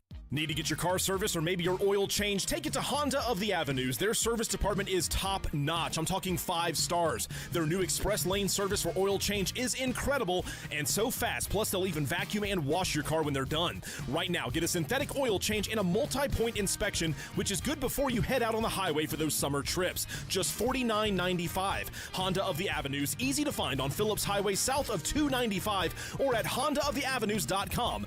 The Honda Giant. Come on, don't do the socks or tie thing again for Father's Day. Get him the Dream 18 card instead. Discounted golf to 8 area courses, and now at the clearance price of just $45 while supplies last. Southampton, St. John's Golf and Country Club, Amelia River, Osprey Cove, Queens Harbor, Fleming Island, Eagle Landing, and Hidden Hills. It's the best deal in town for the best dad in town. Go to ESPN690.com to purchase. There's more too. Free shirt from Bakers, free hat from Dome Hats, free smoothie from Smoothie King. The best buy around, priced at just $45 on ESPN690.com. Broadcasting live from the ESPN 690 Anajar and Levine studios. Anajar and Levine Accident Attorneys. Call 904-600-4000. That's 904-600-4000. ESPN 690, Jacksonville's home for ESPN Radio. WOKV Jacksonville. Listen live everywhere you go on ESPN690.com. ESPN 690, a Cox Media Group station. Broadcasting live from the ESPN 690 Anajar and Levine studios. This is Action Sports Jacks on ESPN 690 with Brent Martineau and Austin Lane. Like we've talked about, I think it's it's exciting for all of us to to have an opportunity to bring in a couple new guys and build on what we already have. We've got a lot of good playmakers in the building, and you add a few pieces, and it's exciting to. Looking forward to getting out on the field, but really this spring and when all that stuff was happening, I think the focus for each of us was on ourselves, on improving our technique, our fundamentals, and doing what we can so that when we did get the opportunity to get together now and then later on into camp, we're ready to hit the ground running. Was that Zach Wilson again? I don't think it was. No. I don't know who that was. That's not Jack's player. No, it's your guy. Is that Mac? Your quarterback, but not Mac. Oh, Daniel Jones? Yes. Daniel Jones ready for a big breakout year. You wait and see. That's who Austin should get number one with his fantasy draft. I think. We'll see if we can talk him into it. Brent Martineau, Austin Lane, Coos on a Friday. Hope everybody's doing well. We are live at University of North Florida. We got a heck of a game right now, 4-3.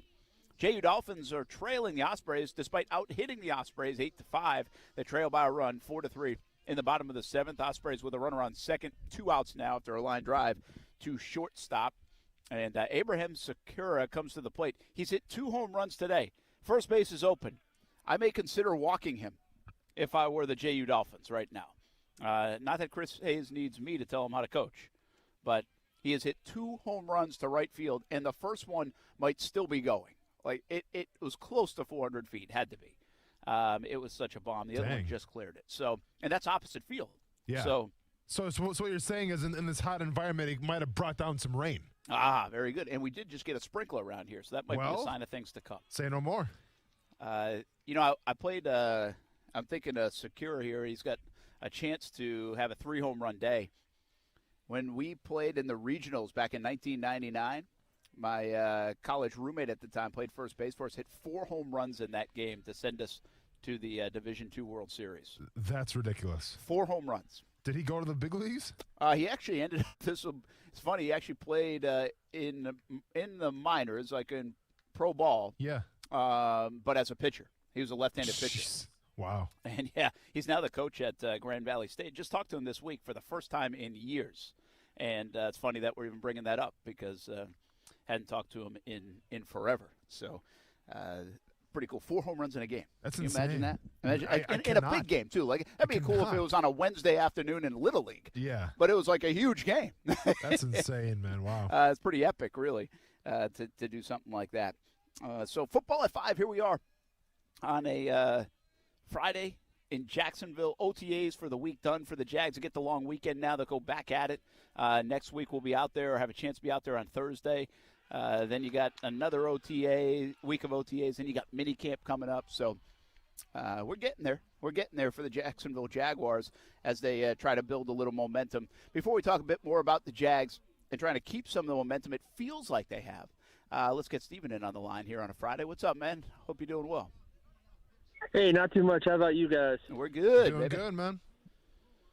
Question for you, and about the tight end position we were talking about earlier, I listened to what Urban Meyer had to say, and I saw some pictures on Twitter and photos, which I'm sure Austin would get a kick out of one that I saw, which was Joe Cullen group with the defense yelling and hashtagging the elusive and illustrious Joe Cullen in his natural habitat.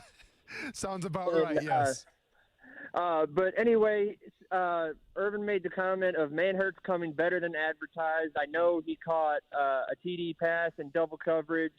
And I know, in my opinion, looking over tape, Luke Farrell, Ohio State, not a big tight end passing team.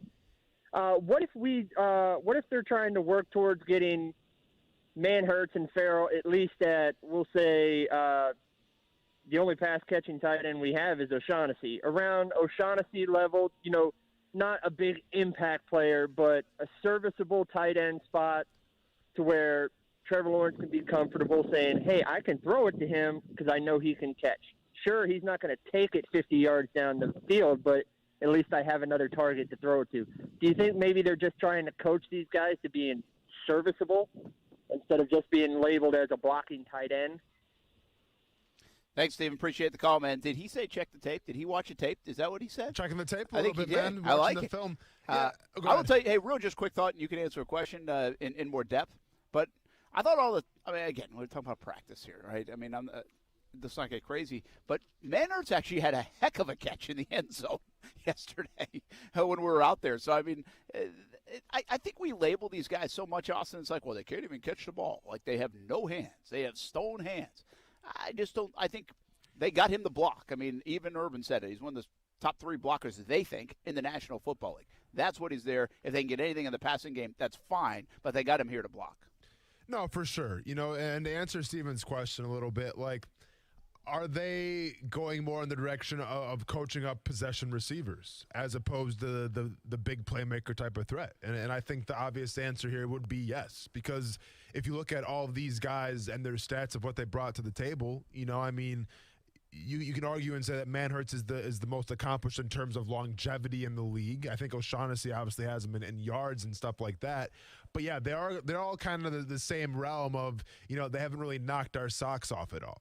And if you want to go to the type of offense that Urban Meyer ran in college, you don't necessarily need that tight end that's going to do that.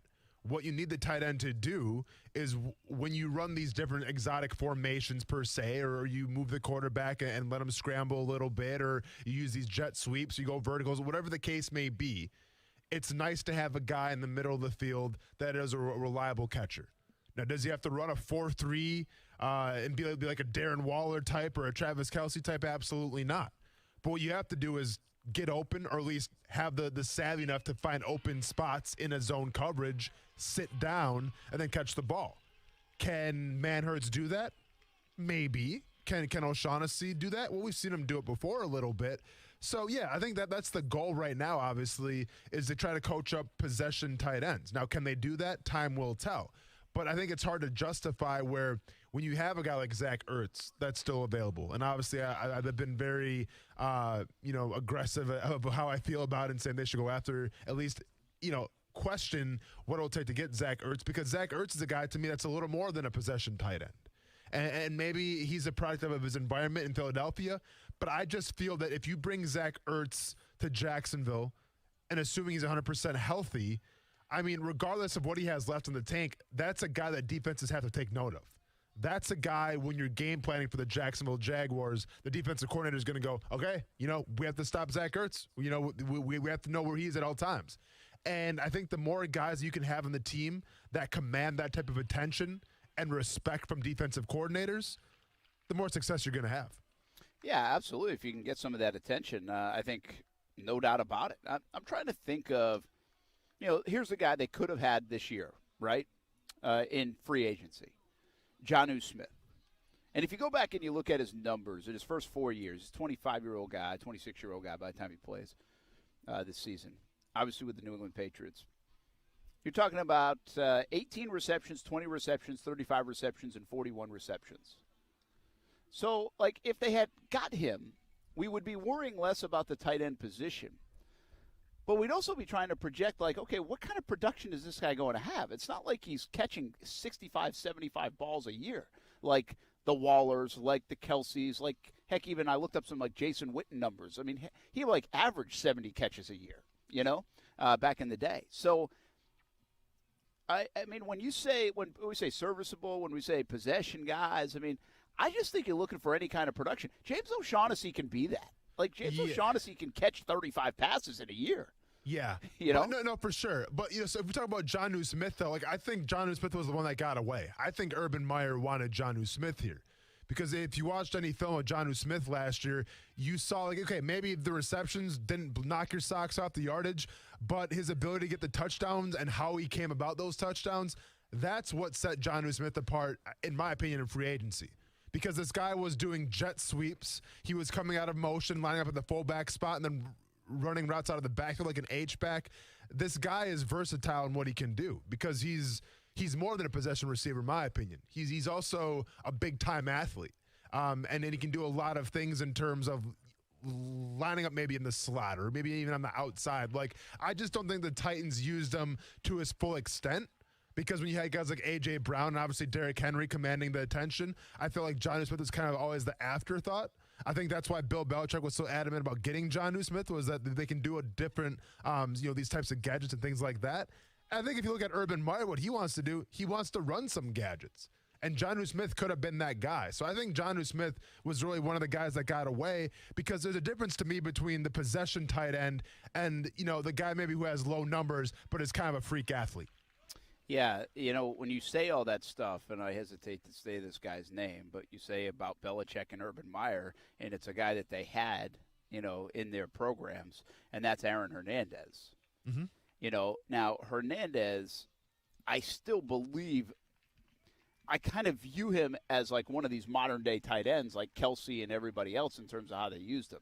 But somebody brought up Hernandez to me yesterday in terms of the way he was used. That's kind of what you're echoing right now, the different ways like Jonnu Smith could be used, would be used.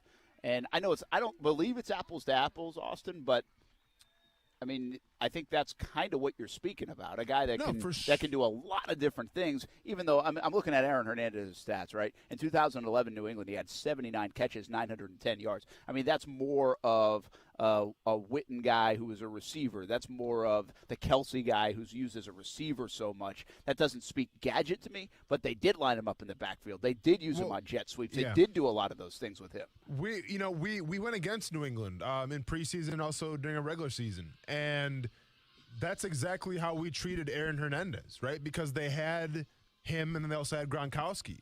And we knew that Gronkowski, if he was in front of you, okay, this is the guy that's going to bring, try to lay the wood on you, put you on your back, kind of the true dual threat tight end in terms of run blocking and receiving. We knew with Aaron Hernandez, there's going to be more, okay, watch out for the gadgets. He's more of the wide receiver type. We didn't take him necessarily too seriously in terms of the run game and blocking, but we knew that when he was on the field, expect something, maybe exotic or obviously just some kind of route to come your way. Where Rob Gronkowski on the field, it's like, okay, it's going to be a little more smash mouth, old school type of football. Who else is that kind of way that you're talking right now outside of like a Waller? Do you think Atlanta will use Pitts in that kind of way, or are they going to use him like just as a wide, he's really a wide receiver called a tight end? In terms of the gadgets and things like that? Yeah, just be able to put him all over the place, sweeping him. He's a fast guy. I mean, could you do a lot of those wrinkles? No, I think if you're Atlanta, you'd be foolish if you didn't take full advantage of the guy's athleticism and his speed. So I absolutely believe that they will use him in some sort of capacity where he will get some, jet sweeps, or he will line up with the H-back and run motion, something like that off the boots. He's definitely going to be that guy. Other guys that you can kind of compare to a little bit, I think Irv Smith Jr. could become that guy. I think that's what he was really drafted for when Minnesota took him, because at the time they still had Kyle Rudolph. I think Irv Smith is slowly evolving into be that guy. I think Logan Thomas from Washington, former quarterback, turned tight end. Mm-hmm. He's got that athleticism to do that. He had a really successful year that nobody really saw coming. A big reason why the Washington football team was that good last year. So I think he could be that guy. But they are definitely a few and far between. I look back at this draft, and obviously Pitts went so early, so he's not in this conversation. But do you think that's part of the reason they waited till the 5th round to get a tight end, is they didn't view the guys available, from Brevin Jordan to the Penn State kid as being able to utilize the role in that manner? I guess. I understand that Brevin Jordan was extremely raw, but once again, also extremely athletic. And it was a guy that you were going to draft more for the receiving game more than the run game, which is obviously what you're, going after. I'm not sure how they felt about Brevin Jordan. I saw, the film that I watched. It's like, all right, this is a guy that lined up as a one receiver sometimes, would do a go route, and he had success with it. Or in the red zone, throw him a jump ball, and he did his thing. So when I see guys like that, it's like it's not what they can bring to the team. It's what could they bring if we teach them right. It's not what you're getting. It's what you could get. And I think with guys like Brevin Jordan, more than maybe anybody, I feel like you could get an athletic guy who could run some gadgets. I think with Pat Fryermuth, it was more of, I think he was the most probably NFL-ready tight end at the time. Coming off the injury, raised a couple questions. But once again, I think it's a guy that could have been a little more than a possession tight end. It's a guy that maybe teams would have to eventually game plan around. So you know how I feel about it. We did the hindsight 2020 draft and all that stuff. I'm a little surprised they didn't go tight end earlier, but obviously Urban Meyer's got a plan, and I think at least the scouting department, Urban Meyer, thought that to take him at 45 or take him a little later than that, there just wasn't good value in that decision. Yeah, I think it's one of the stunners. If you look at Brevin Jordan, just like the get off the bus guy, in this day and age, I can't believe that guy went in the 5th round. Sure. You know what I mean? Yeah. I mean, it's just really surprising. I'd love to know more of the ins and outs of why. A lot of people thought he could go as high as the 2nd round. Correct. In terms of the draft process. And all of a sudden he lands at like pick 147. And by the way, we're going to get an up-close look at him for the next few years for the Houston Texans. So that was surprising to me. But there's always something there, Austin. There's just something there that scared away teams for several rounds because if he was really that good or really that coveted, somebody would have taken a gamble before the 5th round. No, for sure. And I completely understand that. You can kind of raise the same point about George Kittle, where what didn't teams see with George Kittle so early on where, he ended up going, I think it was in the 5th round, if I'm not mistaken. And now he's one of the best tight ends in the league. So I understand sometimes guys slip through the cracks. Sometimes you take guys in the 1st round, a la TJ Hawkinson and Noah Fant, and you're sitting here wondering, well, did we really get good value for them? So it's an interesting game. It's an interesting position, and there really is no clear-cut way how to go about it. Yeah, and just to conclude the point, this is so much like Farrell from Ohio State. Obviously had a relationship with Urban but he's coming in here to block. Mm-hmm. And he was picked 2 picks before Brevin Jordan. Mm-hmm. So if you wanted to utilize some things, or what does that say about how they viewed Jordan? There's a lot that could go on there. It'll be an interesting comparison. I mean, you're not going to have he's not going to be a stat stuffer. Farrell isn't. Yeah. But if Brevin Jordan performs well, that's going to be a really interesting dynamic.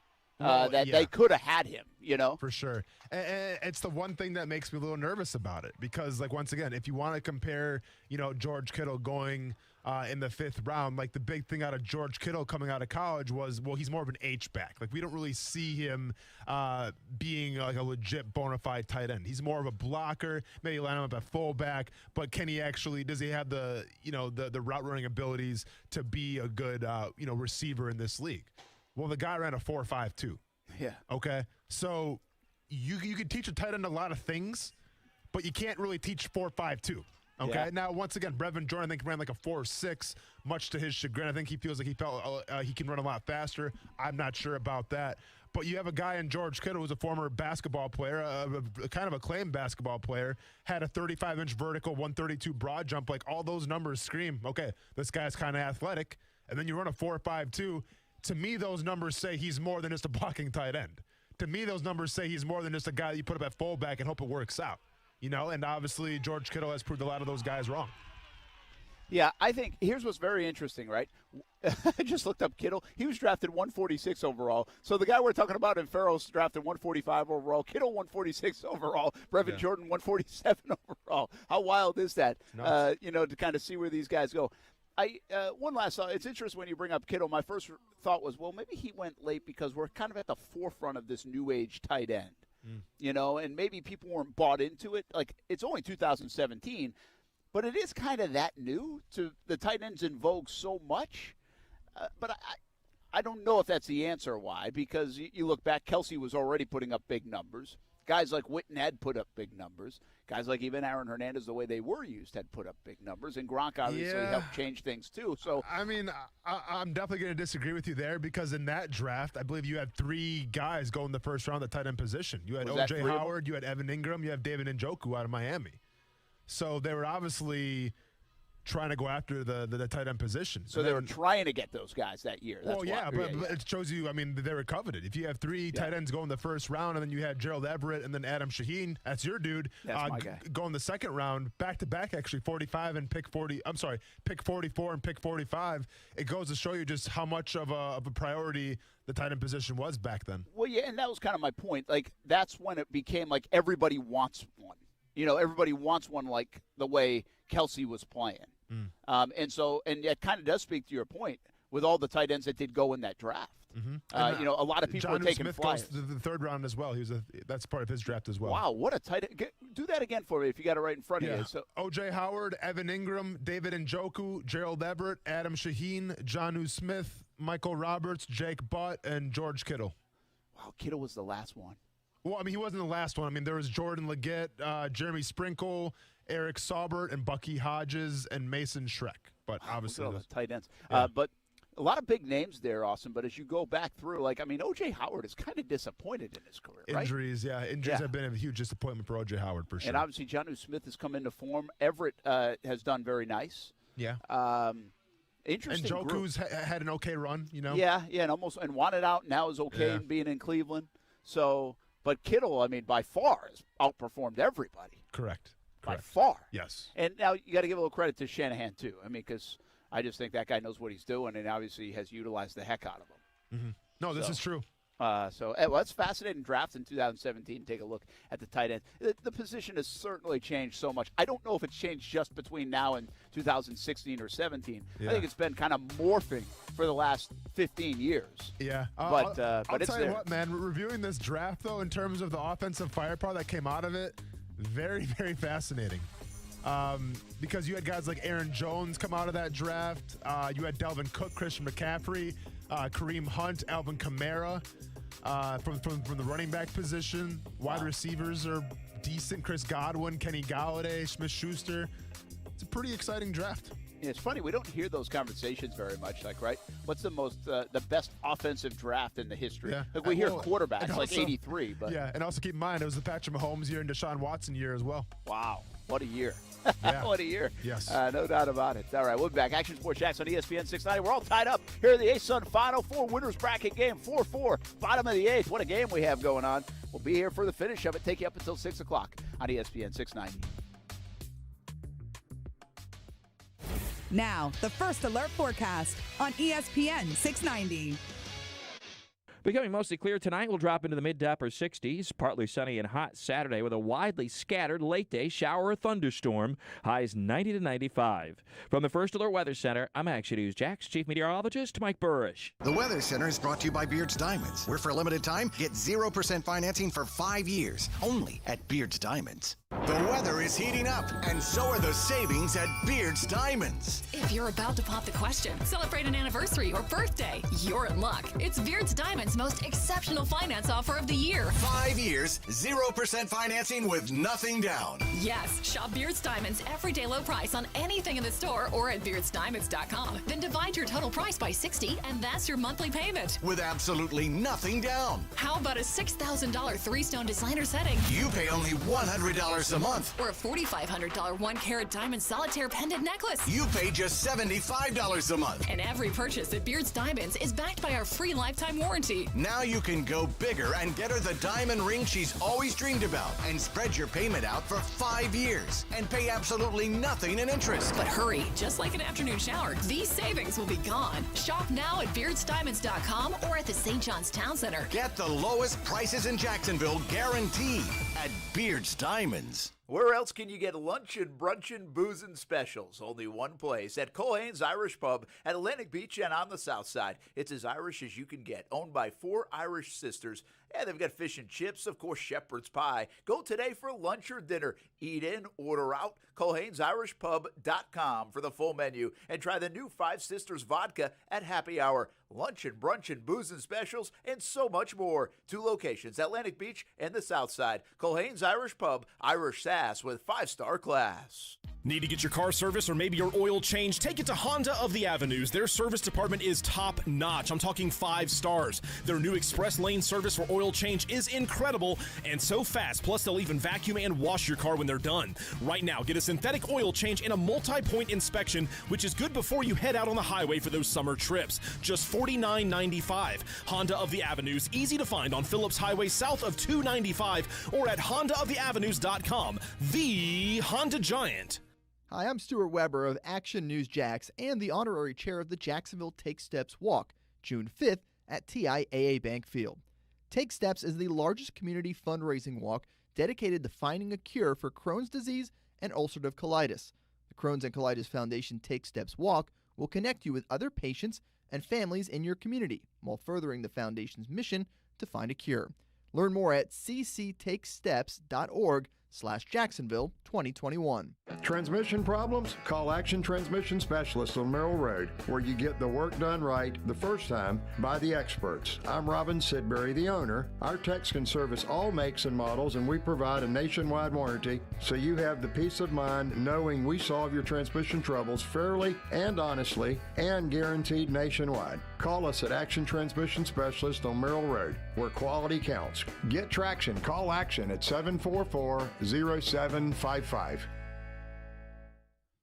Smoked for hours, served in minutes. Now that sounds like good barbecue, and it is at Willie Jules in St. Augustine at Murabella Crossing. Open 7 days a week. It's old school barbecue. Trivia night on Monday. Kids eat free on Wednesdays. Check out the Willie Jules app and catering for all of your events. Visit williejules.com and visit Willie Jules at Murabella Crossing in St. Augustine. Old school barbecue, smoked for hours, served in minutes at Willie Jules. Come on, don't do the socks or tie thing again for Father's Day. Get him the Dream 18 card instead. Discounted golf to 8 area courses, and now at the clearance price of just $45 while supplies last. Southampton, St. John's Golf and Country Club, Amelia River, Osprey Cove, Queens Harbor, Fleming Island, Eagle Landing, and Hidden Hills. It's the best deal in town for the best dad in town. Go to ESPN690.com to purchase. There's more too. Free shirt from Bakers, free hat from Dome Hats, free smoothie from Smoothie King. The best buy around, priced at just $45 on ESPN690.com.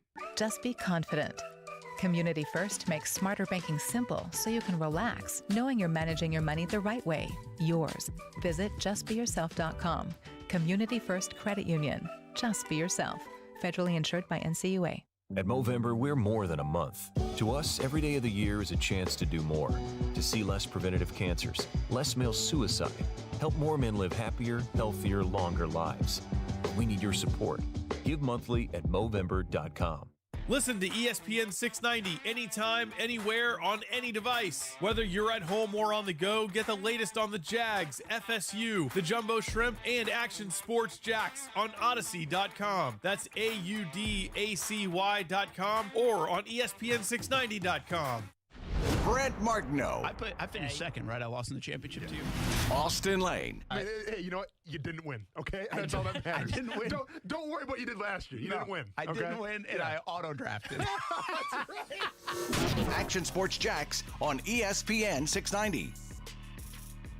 Still working with Rick and with Toe and that. So we utilize this as more of a passing camp. You know, we don't run the ball much in this thing, so it's good that way, and his Toe's really done well. That's Andy Reid. Imagine that. Gotta have They'll those really toes. They'll really run much, but they pass Yeah. more, and this setting, and maybe that's why Travis Etienne is running with the wide receivers quite a bit. Right? Maybe. What a story it was when Urban Meyer said it. A footnote when Andy Reid says it. We live in an interesting world, don't we?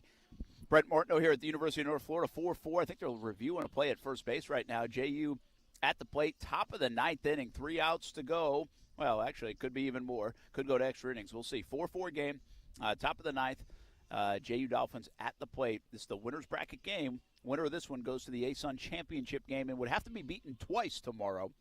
Otherwise, if they just get one W tomorrow, they'll be going to the NCAA tournament as the ASUN chance to be a first-time ever thing for the UNF Ospreys if they can do it. They led in this game 4-0, but all the momentum right now with the JU Dolphins. Brent Martineau here, Austin Lane back in the studio. Coos along, final half hour of a week as we head into a holiday weekend, and maybe you're going fishing. So let's get the Florida Sportsman Fishing Report right now with Rick Riles. What's up, man? Happy weekend. Brent, I got to tell you, normally I think you and Austin ought to be jealous of me because a lot of days I talk to you, I'm coming across the ocean while we're talking. But I got to tell you, I'm jealous of you guys this afternoon. Is there a more underrated spectator sport than college baseball? Yeah, it's really fun. It's good stuff. Usually pretty good theater, and the talent around. This is a great day for baseball in Jacksonville because we already know the talent around here is so good. So, hey, I love it. So we've been here back-to-back days, Rick. I tell you, that's hard to beat. Hard to beat the week we've had on the ocean, too. It's been the exact opposite of last week. Now, there's an awful lot of boats fishing this week, and there's been quite a few mahi caught, but they're quite spread out. There's been so many boats that no single boat has done extremely well, but an awful lot of boats have done well. And congratulations to my good friend Bobby Gatlin, who released their first white marlin off of Mayport this year, and I got to tell you, we don't see many white marlin here. That's quite an accomplishment. The inshore fishing today was very, very good. I just talked to David Voorhees, and he said the bigger flounder are starting to fill in. They caught some big flounder today. They caught a limit of trout, and they had 3 reds in the slot. So he said the inshore fishing was very good, and it was good early. And I got to recommend to the guys that for the next 3 days, for these days, this weekend coming up, you get out early and get off of the water before the crowds hit because everybody's going to want to get out of the heat. The weather's going to stay calm. Our fishing's going to stay good. I can't wait to get started. Awesome stuff. Rick Rouse, get ready for a big show in the morning as well, 7 a.m. on ESPN 690. Have a good weekend, man. Thank you, Brent. That's Rick Rouse, Florida Sportsman Fishing Report. Each and every day right here on Action Sports Jacks on ESPN 690, and then catch the show 7 a.m. until 9 a.m.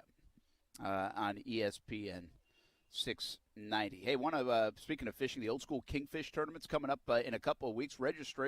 Early registration ends Monday. And you can still register until June 10th, but it'll cost you a little bit more. So go to oldschoolkingfish.com for all the information. Big boats, small boats, have some fun out there. The Old School Kingfish Tournament coming up in the middle of June. Go check it out at oldschoolkingfishtournament.com.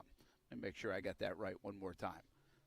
oldschoolkingfish.com for you guys that like to fish, like to boat, maybe win a big prize or two.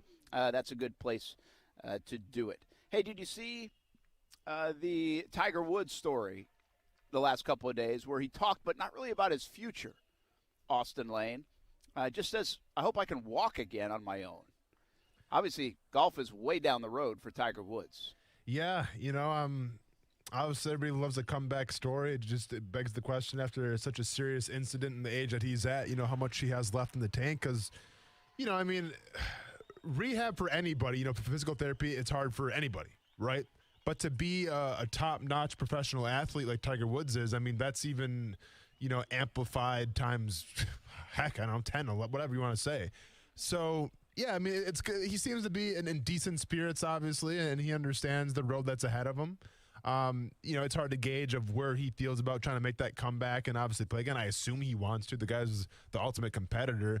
He doesn't want to go out like that due to a car accident, but I think he's also aware of the long road ahead of him. Yeah, what's really interesting here is, again, there are layers of stories like this. You look at that car, you're like, man, he's lucky to be alive. And I think he probably says an element of that. He wants to be able to have health and, same thing that he went through with his back, quite frankly, is he couldn't function, as a 40-whatever-year-old man, as a dad, and just living life. His quality of life wasn't very good with the back stuff. And now you're talking about the same type of thing with the injuries that he suffered. Golf's not a priority, and I'm not trying to make it one. But I do think on the heels of Phil Mickelson winning at almost 51 years old, and kind of the reshaping of Phil Mickelson that we've seen over the last, not just year and a half, but probably the last handful of years, where he lost some weight, and then he's doing this, and then he looks like he's going to contend, and then he kind of goes dormant for a bit and gets back into shape, and now, boom, all of a sudden wins the PGA Championship.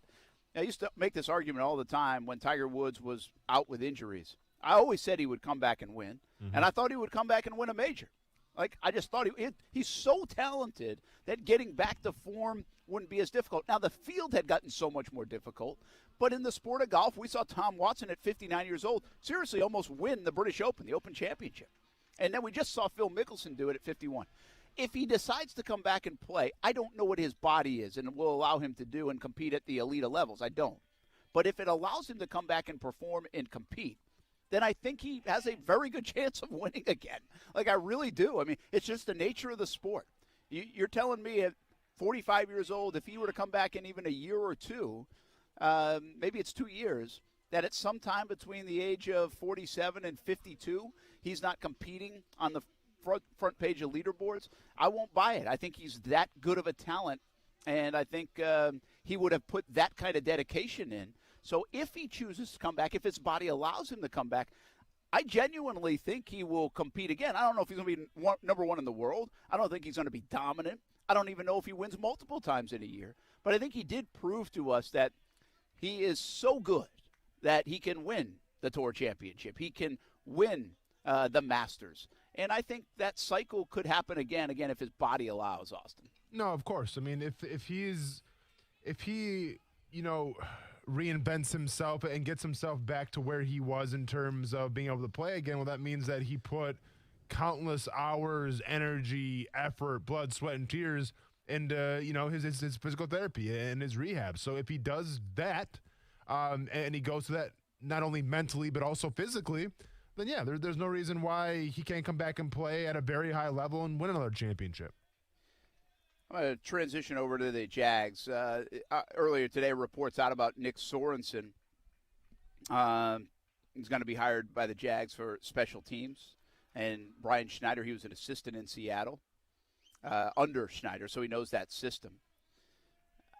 I don't really have a great feel for what all that means. You're a guy that played the game. How much special teams did you play when you played? A lot.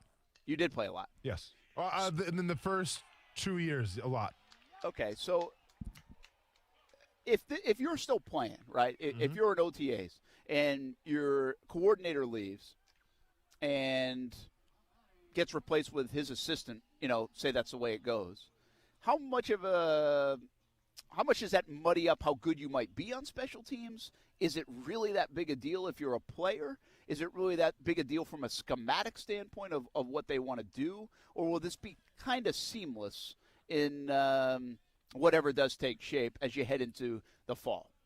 In terms of like different philosophies, you mean, or what? Well, I think it's going to be a similar philosophy, most likely. He was with Seattle. I'm just saying the change, man. I mean, you had your coordinator in meetings. You were kind of learning this system. You were learning this kind of stuff. Obviously, you're dealing with 90 players and not 53, so you don't even have it figured out where guys are going to be. But now he says, I got to step down for personal reasons. It's a couple weeks of practice without your new coordinator. And this guy comes over. You haven't even met him yet, obviously. Like, how much does that throw? Like, should I expect the special teams to be bad for the Jags because of all this? No, I mean, listen, I don't know what kind of coach this guy is, right? I mean, I think if they had Joe DiCamillo still on the team, and who knows why, that didn't happen, you'd probably feel a little more confident with maybe an unknown guy who's had some experience, but obviously not the most experience in terms of coaching the special teams position as the head, as the specialist coach there.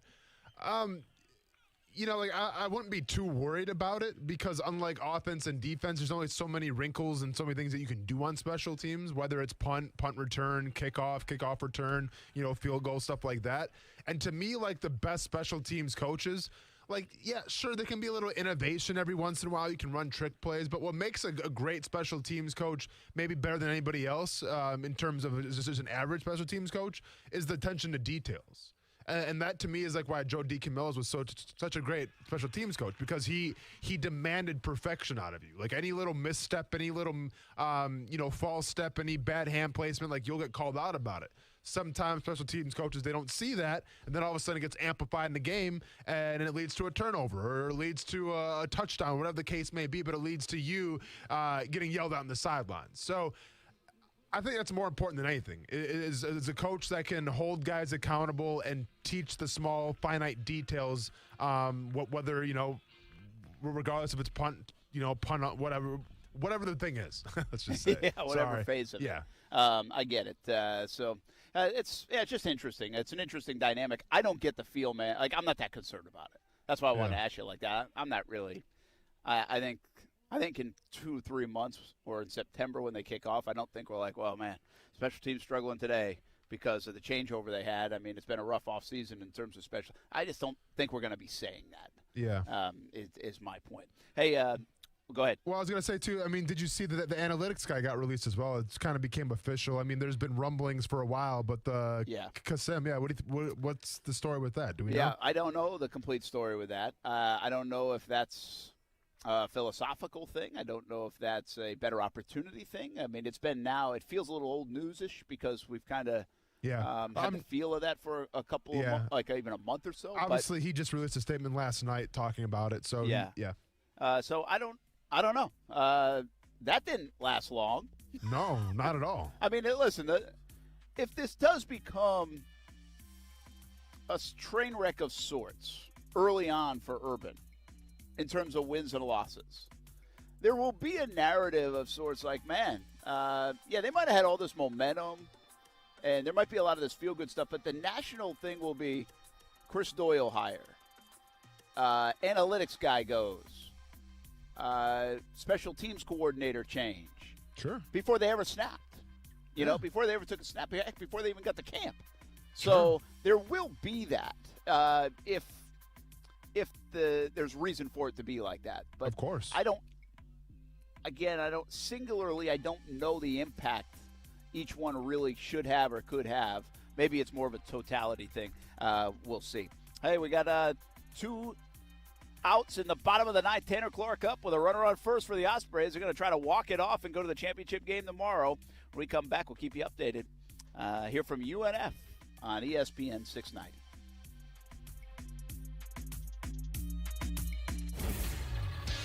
ESPN 690 Sports Center Update. Happy Friday. I'm Jake Mitchell. Jaguars are experiencing even more turnover in the front office as Kareem Kassam is already out as the Jaguars' Senior Vice President of Football Operations and Strategy. He was hired on February 19th. He was going to oversee the team's football technology and analytics department, in addition to salary cap administration. He was going to consult head coach Urban Meyer and general manager Trent Baalke. But as of yesterday, he has left. No word on whose decision that was.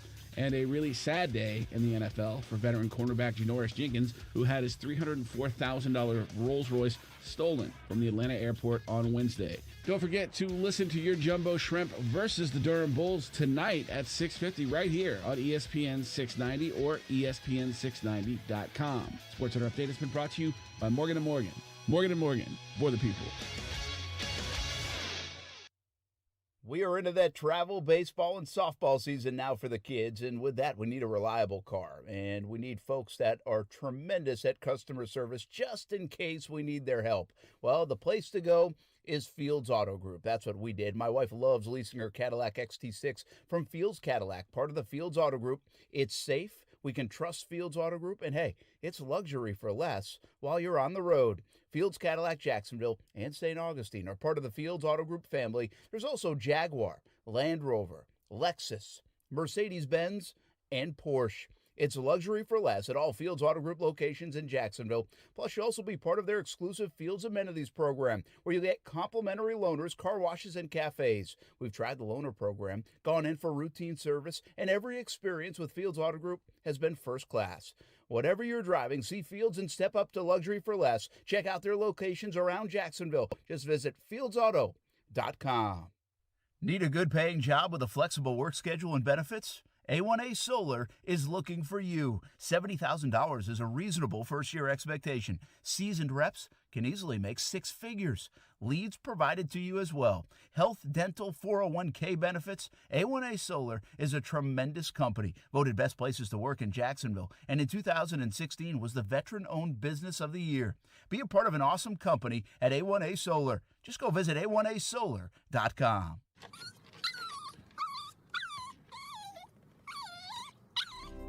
After a long day, having my dogs greet me at the door with their silly smiles and wagging tails makes me happy. I want to keep that joy with me for years to come. That's why I trust Forever Vets Animal Hospital to keep my pets healthy. Forever Vets was voted 2019's best vet in Jacksonville Magazine's Readers Poll, and it's easy to see why. The affordable wellness plans are tailored to meet all of your pet's changing needs as they grow. Open 7 days a week, Forever Vets friendly staff is available to treat you and your pet with care. They combine extended hours with online booking to allow you to give your pet quality care while accommodating your schedule. Go online to forevervets.com to find which of their 9 locations is nearest you. And don't forget their newest location in Bartram Market. Forever Vets Animal Hospital, keeping your pets happy and healthy forever. It is the home of the Action Sports Jacks Dream 18, and make it your home course as well. The golf club at Southampton in North St. Johns County, located off County Road 210. It's family-owned and operated. Southampton is a fun course to play, and the golf club at Southampton offers club membership programs starting at just $79. With its elite practice facilities and player-friendly golf course design, it'll be your gateway to a great time with the family or with your buddies. For information on the membership programs, call the golf club at Southampton, 904-287-PLAY. Again, it's 904-287-PLAY. Come on, don't do the socks or tie thing again for Father's Day. Get him the Dream 18 card instead. Discounted golf to 8 area courses, and now at the clearance price of just $45 while supplies last. Southampton, St. John's Golf and Country Club, Amelia River, Osprey Cove, Queens Harbor, Fleming Island, Eagle Landing, and Hidden Hills. It's the best deal in town for the best dad in town. Go to ESPN690.com to purchase. There's more too. Free shirt from Bakers, free hat from Dome Hats, free smoothie from Smoothie King. The best buy around, priced at just $45 on ESPN690.com. 5 days only, Thursday through Monday, you'll get huge savings on Arlington's big-time selection during the Summer Starts Here Memorial Day weekend blowout. Over 700 new cars available. When you want selection, Arlington's got it. Make new roads this summer with the sporty versatility of a new 2021 RAV4 LE for just $349 a month. It's the Summer Starts Here Memorial Day weekend blowout Thursday through Monday. Shop safely in person at 10939 Atlantic Boulevard or online anytime at arlingtontoyota.com. Visit arlingtontoyota.com/Memorial Day for details. I'm Marcus Roberts, a jazz pianist and a proud graduate of the Florida School for the Deaf and Blind, a state public school available at no cost to eligible K-12 Florida students who are deaf, blind, or both. FSDB prepares students for a lifetime of success, allowing them to do more, be more, and achieve more. For more information, call 800-342-3732 or visit www.fsdbk12.org. Hey everybody, this is Brent Martineau from Action Sports Jacks on ESPN 690. Hope you catch the show Monday through Friday from 3 p.m. until 6 p.m. But if you can't catch it, or if you want to go back and listen again, check out the Action Sports Jacks on ESPN 690 podcast. Just search ESPN 690 in your podcast app. Well, this thing is over. You know, and I tell you, it's over, but you wanted to. It's going to be over Saturday. You saw tonight in a desperation must-win game. Milwaukee didn't even play good, and they were up. I tell people, people talk about the bubble last year. This is a playoff team. They're better physically. They're better, tougher mentally. Getting Drew Holiday. I mean, Kenny was just talking. I love Drew Holiday. I think he's one of the most underrated players in the NBA.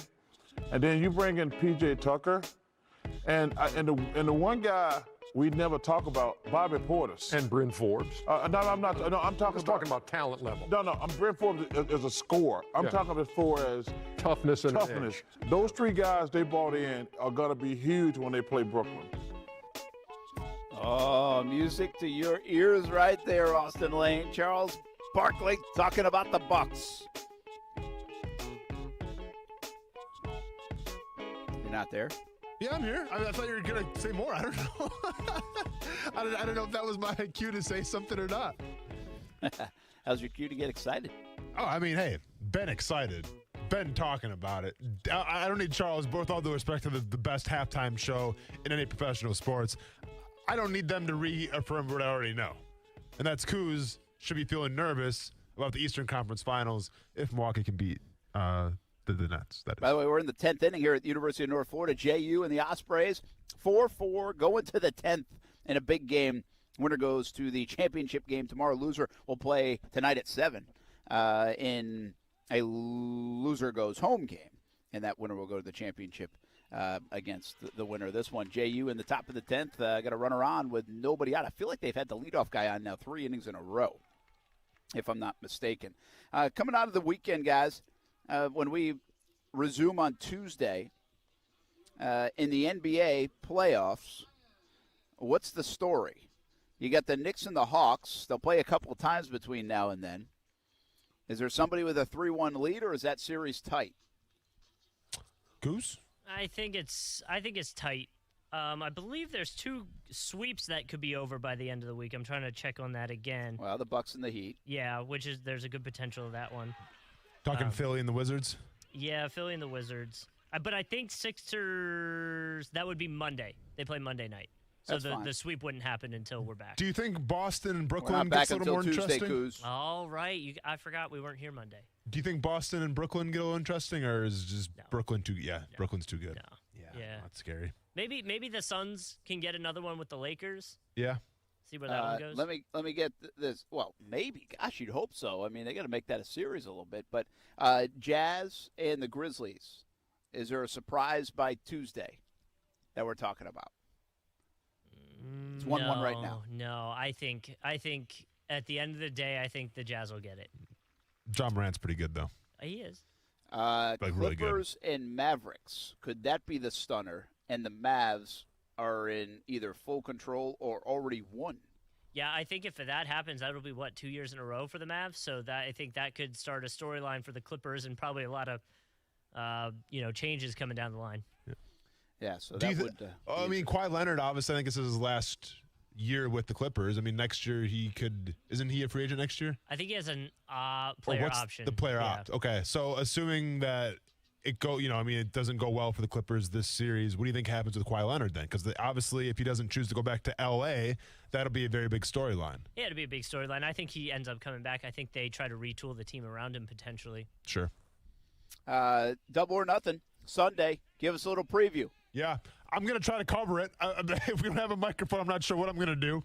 Maybe I'll just use my cell phone and record stuff. But no, it's going to be a crazy scene. There's so much I want to share, but I probably can't.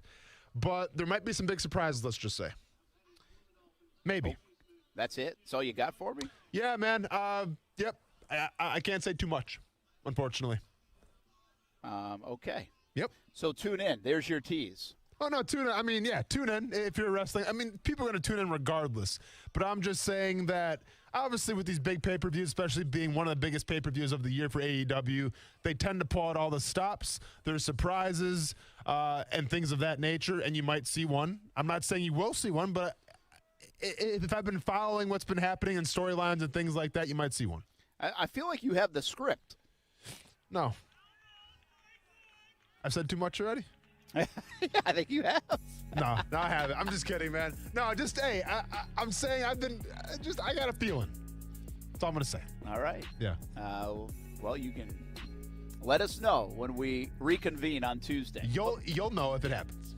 Hope you have a good weekend, by the way. Appreciate it, man. You too. I'm wondering if this is going to be like Trevor Lawrence or Urban Meyer going out there Sunday. Oh, I'm starting to put the tea leaves together. Tebow's coming out. There you go, man. Tebow, oh boy. There you go, man. There is a Stadium Stampede match. Whoa. What a teaser. We ended the show yesterday with some brilliant play-by-play calling and a new endorsement by John Deere Classic, or John Deere.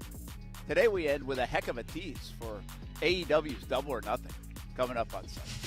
Nothing's going to happen. People are going to be so disappointed. We're going to the bottom of the 10th here for the Ospreys. Jay Dolphins tied at 4. We'll keep you posted tonight on TV, CBS 47 and Fox 30. Hey, Coos. Hey, Austin. Have a good holiday weekend, man. You too, man. Take it easy. All right, we'll be back at it on Tuesday. Shrimp are coming up on ESPN 690 in less than an hour. More baseball all weekend long with the Jacksonville Jumbo Shrimp. Have a good weekend, everybody. Boss, you're not going to believe what I found on the internet. What, the moon is hollow? No, not that. This. I just did a search and found yard signs for alarm systems for sale. What? Just the sign? Just, like, without the security system? Yeah. Look, you can get a big blue alarm sign for about $25. Ooh, delivered tomorrow. They must not give a flip about their reputation. Or their real customers. Right.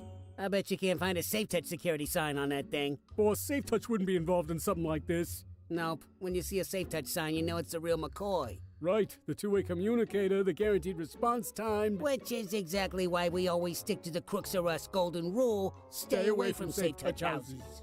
Now, let's go find us some fake signs. Crooks know to stay away from SafeTouch houses. Hi, I'm Lester Jackson, president of SafeTouch Security Systems. No one beats our technology or our price. Call SafeTouch today at 888-723-8682 or go to safetouch.com. State license number EF233. CGC Water has been telling you if you're not filtering your water, you are the filter. Still not a believer? Well, you can believe me. My family has been a happy CGC Water customer for 4 years now. Customer service is tremendous. We got our water tested. We were told about our options in financing in detail. No pressure, just information. Installation was quick, and the CGC team was there every step of the way. And we absolutely love it because it works. Heck, I even think my coffee tastes better because of it. And I love my coffee. A Kinetico system from CGC Water removes up to 99% of contaminants. That's clean. Schedule your free water test today and ask how you can save up to $500. CGC is still taking extra precautions with in-home visits and continuing to follow CDC guidelines. Financing available with approved credit. Call 904-552-1242 for details or visit cgcwater.com. Serving Northeast Florida and Southeast Georgia, CGC Water Treatment